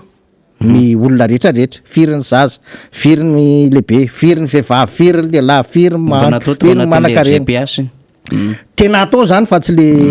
ohatran'le resaka teo amin'ity zany mba tena hoe tokony atao satria tsika mbola manana roa taona zao vao tonga le fifidianana raha tonga efa samy omakombana daholo tsika fa satria le senisy ACC mbola tsy mahaty zay aloha mahita hoe misy analava fotoana eo misy prolongation am'ty fifidianana ity fandehana eo zay ny FLN ave mitaky an'izay hoe tena tsy izy le ACC seni mila lamy io vao mandeha zany fifidianana zany efa nanomboka tamin'ny 2010 tamin'ny 2010 zay nanoatra ny lalam-pandrenana io ary nylaza fa tsy mety lalam-pandrenana io ary tarika ny olona tsy hifidy tsy andrainjara tamin'ny fifidianana misy nio zany namanay tsy de nazaka an'izay de nitarika ny olona nanao tsi fa ny anay tena hoe tsy mety raha mandray anjara amina zavatra ary zay zavatra ratsy tsy tokony andraisana anjara zay inga le antololisa hoe tsy tokony andraisana anjara de ny mahakasika ny lalam-panorenana rehetrarehetra sy ny feuille de route sy ireo zavatra rehetrarehetra reo tsy mitondra tombotsoan'ny firenena ary zao nge tsika samy resy lahatra daholo zao fa mitondra tsika anakay tsara le izy zao hoe raha tsika mahita zao ny olana miara mahita ny olana tsika miaina tsika eto ny vokany ya iada maraparantsika satria fa nandroso ny fotoanantsika fa za te antankely ihany io misy olana nyjerama amin'izao fotoana zao miaraka amin'ny banque mondiale ny tontolo ny fiainan'ny malagasy amin'ny resaka fanjifana koa sy ny vidim-piainana mitotonga anazy atsika le mitotongana moa zany lefa hoe tena tsy takabidy tsy zaka amin'ny malagasy amin'le fahefan'ny vidy mahatonga an'izay akoatran'le hoe lay trangan-javatra mamoehitra sy manala baraka amin'ny firenena baria tafidy-drano ny tanàna may etseseroa ndao fitinina raha misy azo ny ada fitinina ao anatin'ny minitra 10 alohan'ny amarana antsika azy zany ady hevitra rehetra zany tsotra kely satria fitinina ozy izy anao de zao ny tenaiko hoe so fototra aloha hoan'ny olom-pirenena ny maneho hevitra le misy an'le raharavina koa farany teo ohatra ny raha ny ravinambilina zay tsy nakeny amin'ny fitsarana nanotrina azy zay tamin'ny fotoana ny samborana azy nany amilohana azy tsy ana satria tsy tenay isy hoe pression politique andray le zavatra fa zay kosa de nivavaka ho azy tena tany amin'ny côté nisy azy foana zay nivavaka ho azy zay mba andehanany fahamarinana tam'le izy valy le fitsarana ary zay mbola maniry mbola itoizany fitsarana satria tsaradrariny le didim-pitsarana fa zony vahoaka malagasy ny zony olona tsirairay ny maneho hevitra na mpikamana anatina toko politika izy na tsia tsy mila n'zany fa rehefa misy tsy mety de milaza taka ny nataon'ny Andriamatora avy reny ny tsy mety eo amin'ny firenena ny vahoaka rehetrarehetra so zany ny faharoa manarakaraka an'izany ny raharaha le volany le hoe amerom-bola mako tia ny jirama zao io zavatra io de zao io vola io tsy hoe sazy ka hoe aloha fa oloanay io sazy io ohatran'le tenen'le any hoe aloha fa oloanay io hoe aloha fa oloan'ny jirama io nge tsy sazy vola nomenanao io ho tatanina ampandrosoana n'lay jirama sady tsy nandroso ilay jirama ny vola tsy hitapopoka ny compte tsy mazava de ozy izy ny olona hoe avereny le vola zay fotsiny ihany io tsisy hoe mbola tsisy hoe voasazy ianao fa tsy netiny nataonao tsy any am'zany mihitsy fa hoe nomena vola ianao ho tantaninao ampandrosoana ny jirama tsy nandroso ny compte tsy hita mazava tsara de avereny le vola aloha fa tsy mety le izy zay fotsiny ary mamenatra zany mamenatra zany teneniny hoe raha tsy miverina kosa nefa io ay de isy fepetra mifanaraka za aloha zany tsy maniry an'le fepetra ho avy satria ilay fepetra manko zany de ny vahoaka malagasy any ny tena izaka azy za zany de tena tsotra le izy tsy hitako zay antony hoe tsy tokony hamerenana an'le izy farany faniry de resaka momba ny kianjam-bary any tena moa zany mba hoe manana faiza manao kely mahakasika an'io rano io ary na de ranonorana be ary leo resaka momba ny assainissement zany le resantsika de miteny am'le nga responsable nanazava iny secrétaire mpanjakana mikarakarateneko anao mamasina efa ela hatramin'izany mbola boikely nefa mamasina hatram'izao aloha amiko de mbola mamasina io fa aminareo mety eva zavatra hafa fa nyteneniko anao mbola tsy dibadrano ohatrany iny mamasina kely de kely tompoky ny fatranorana iny avy iny mandehany ianao makany amin'ny météo de anontanio hoe firy ny fatranorana iny fa kely de kely iny fatranorana iny nefa nadibodrano any Barea be de be ny oram-baratra cyclone nandalo teto manana fatranorana avy 500 eny amin'iny fa mbola tsy nadibadrano any kianja Barea anao io mamasina zany faharoa manarakaraka an'izany tsy mitombona ny filazanao fa rehefa mitombona isan'ny mponina de dibadrano mamasina tsy mety tsy mariny zany ramse tsy mariny zany ary raha zako miteny fa raha rotsakorana ny rotsaka iny na ohatran'iny amin'ny Barea io de mety tsy haiko tsony fa mety lasa piscine olympique zany eo vao misy rotsakorana bebe eo de mety piscine manara-penitra indray Barea fa tsy haiko indray zany zay mety anarany am'izay fotoana zay fa mba ataovy tsara le asa tsy nareo rery akory mahay nareo tena mahay tapaiza nareo satria io zao vokatra fahaizanareo à la fois izy terrain à la fois izy piscine tena mahay nareo zany fa izay kosa tsy afaka teneninareo hoe izay no antony de hoe mila le piasana ny biso ny karazany zany nge efa taloha zany misy étude natao any miaraka amin'ny hatraty amin'ny fiataty atsara lalàna aty napetraka ay tamin'ny commune Antananarivo renivohitra taloha misy an'izany zay zao ny anaranay misoratra ao momba ny famahana ny olana amin'ny mahadibadrano Antananarivo fa tsy zavatra ohatran'izany le izy fa le izy tsika nge mbola manototra tany mame tsy nge tsisy zara ngany teny mihitsy tsisy karana manototra tany zany raha tsy mahazo vola gasy mampanototra tany azy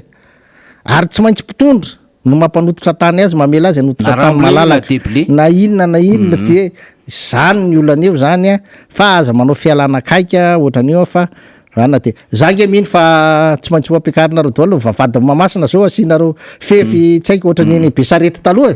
ohatran'iny Ndravango taloha akarina daholo mivaravarana akarina 2 metatra asina barrage hydraulique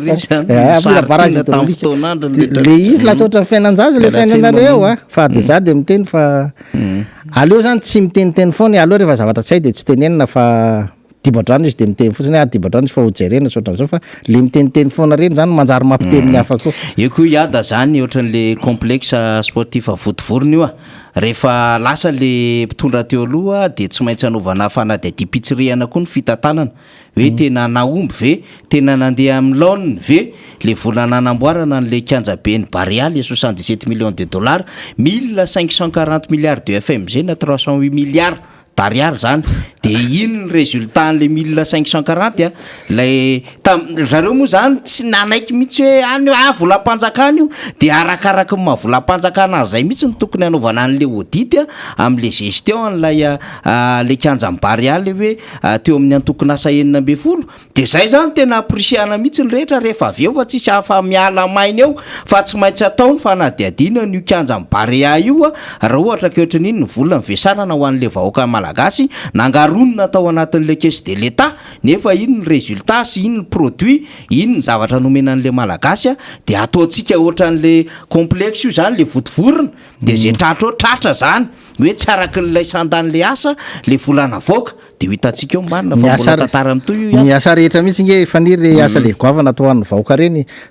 d'office tonga de misy audit ao aorinan'ny fahavitany atsy mamasina io tsy de verinao fa hoe namboarina tanteraka hoe tenany le gradin taloha io any nge nitovanana kely de nasiana biazy ary avelany ary de le tribune centrale teto nanaovana trano vaovao ivarotanao ambany ao azafady efa misy tetika ihany hoe ivarotra sy lasa misy fivarotana ndray ao ambany ao de zany de le izy zavatra ohatran'izany fotsiny le ana fa tokony le mifamitapitaka zany tena hitako hoe tsy mety ary ny mba tokony tsopo zany tsika rehefa miasa satria ny zavatra ataonao nge ho hitan'ny olona ho hitan'ny taranaka fara mandimby foana tsy fantatry ny olona hoe zao ve ny valeran'io fantatra korary iada marina antsika ary de no veloma ngamba ho ampijery atsika zany ya de faly ny manao velomanareo indray de manao sady miaraba anareo namana lavitra nanafatra rehetrarehetra moa zany betsaka ny zavatra tokony hotenenina betsaka ny afatra nataonareo fa tsy tena afaka valam-parana ny fotoana ankehitriny fa de manao veloma mandrapitafa indray ary mirary soa an'ity firenentsika ity mirary soa an'ny tokantrano rehetrarehetra mba hahita zay mba hoanina kely amin'ny ity ary mba mirary krismasy sambatra hoaniny rehetrarehetra satria ho avy ny krismasy ho avy ny taona vaovao lasa sady ty taona ty ho avy ndray ny taona 2021 2022 zay mety efa mety tsy ilaina ntsony ngambany CV eo amin'ny 2022 fa mety mino fa tsisy tsony ny covid amin'io mba ho resitsika amin'ny finoanana fangatana amin'Andriamanitra mba hanana ny tokantrano rehetrarehetra fiadanam-po fiadanan-tsaina mba ahafahany mivelona somatsara de mba foana zao rotorotom-piainana zao rotorotom-piainana zao zay zao faniry de tsy miova ary zay de tsy vanay kely le tokony iova satria ny fahatsaranay hatramin'izay ihany no nitazominay ny fahendrena sy ny fahatsora-po de tsy miova zany zay na de efa mety tsisy asa ary zao fa zay tsy miova fa ny asa tsisy de mba fanyangatana de zay nangatana amin'Andriamanitra de mba ahafahany manome soa an'ity firenentsika ity ary de manao velomanareo mpanaraka ny miara-manonja manao velomany avana mantsakaiza rehetra veloma tompoko de soratsika ada tamin'izay fanazavana mahafinaritra zay mbola inontsika fa hanana fotoana indray izy iarahana amintsika teto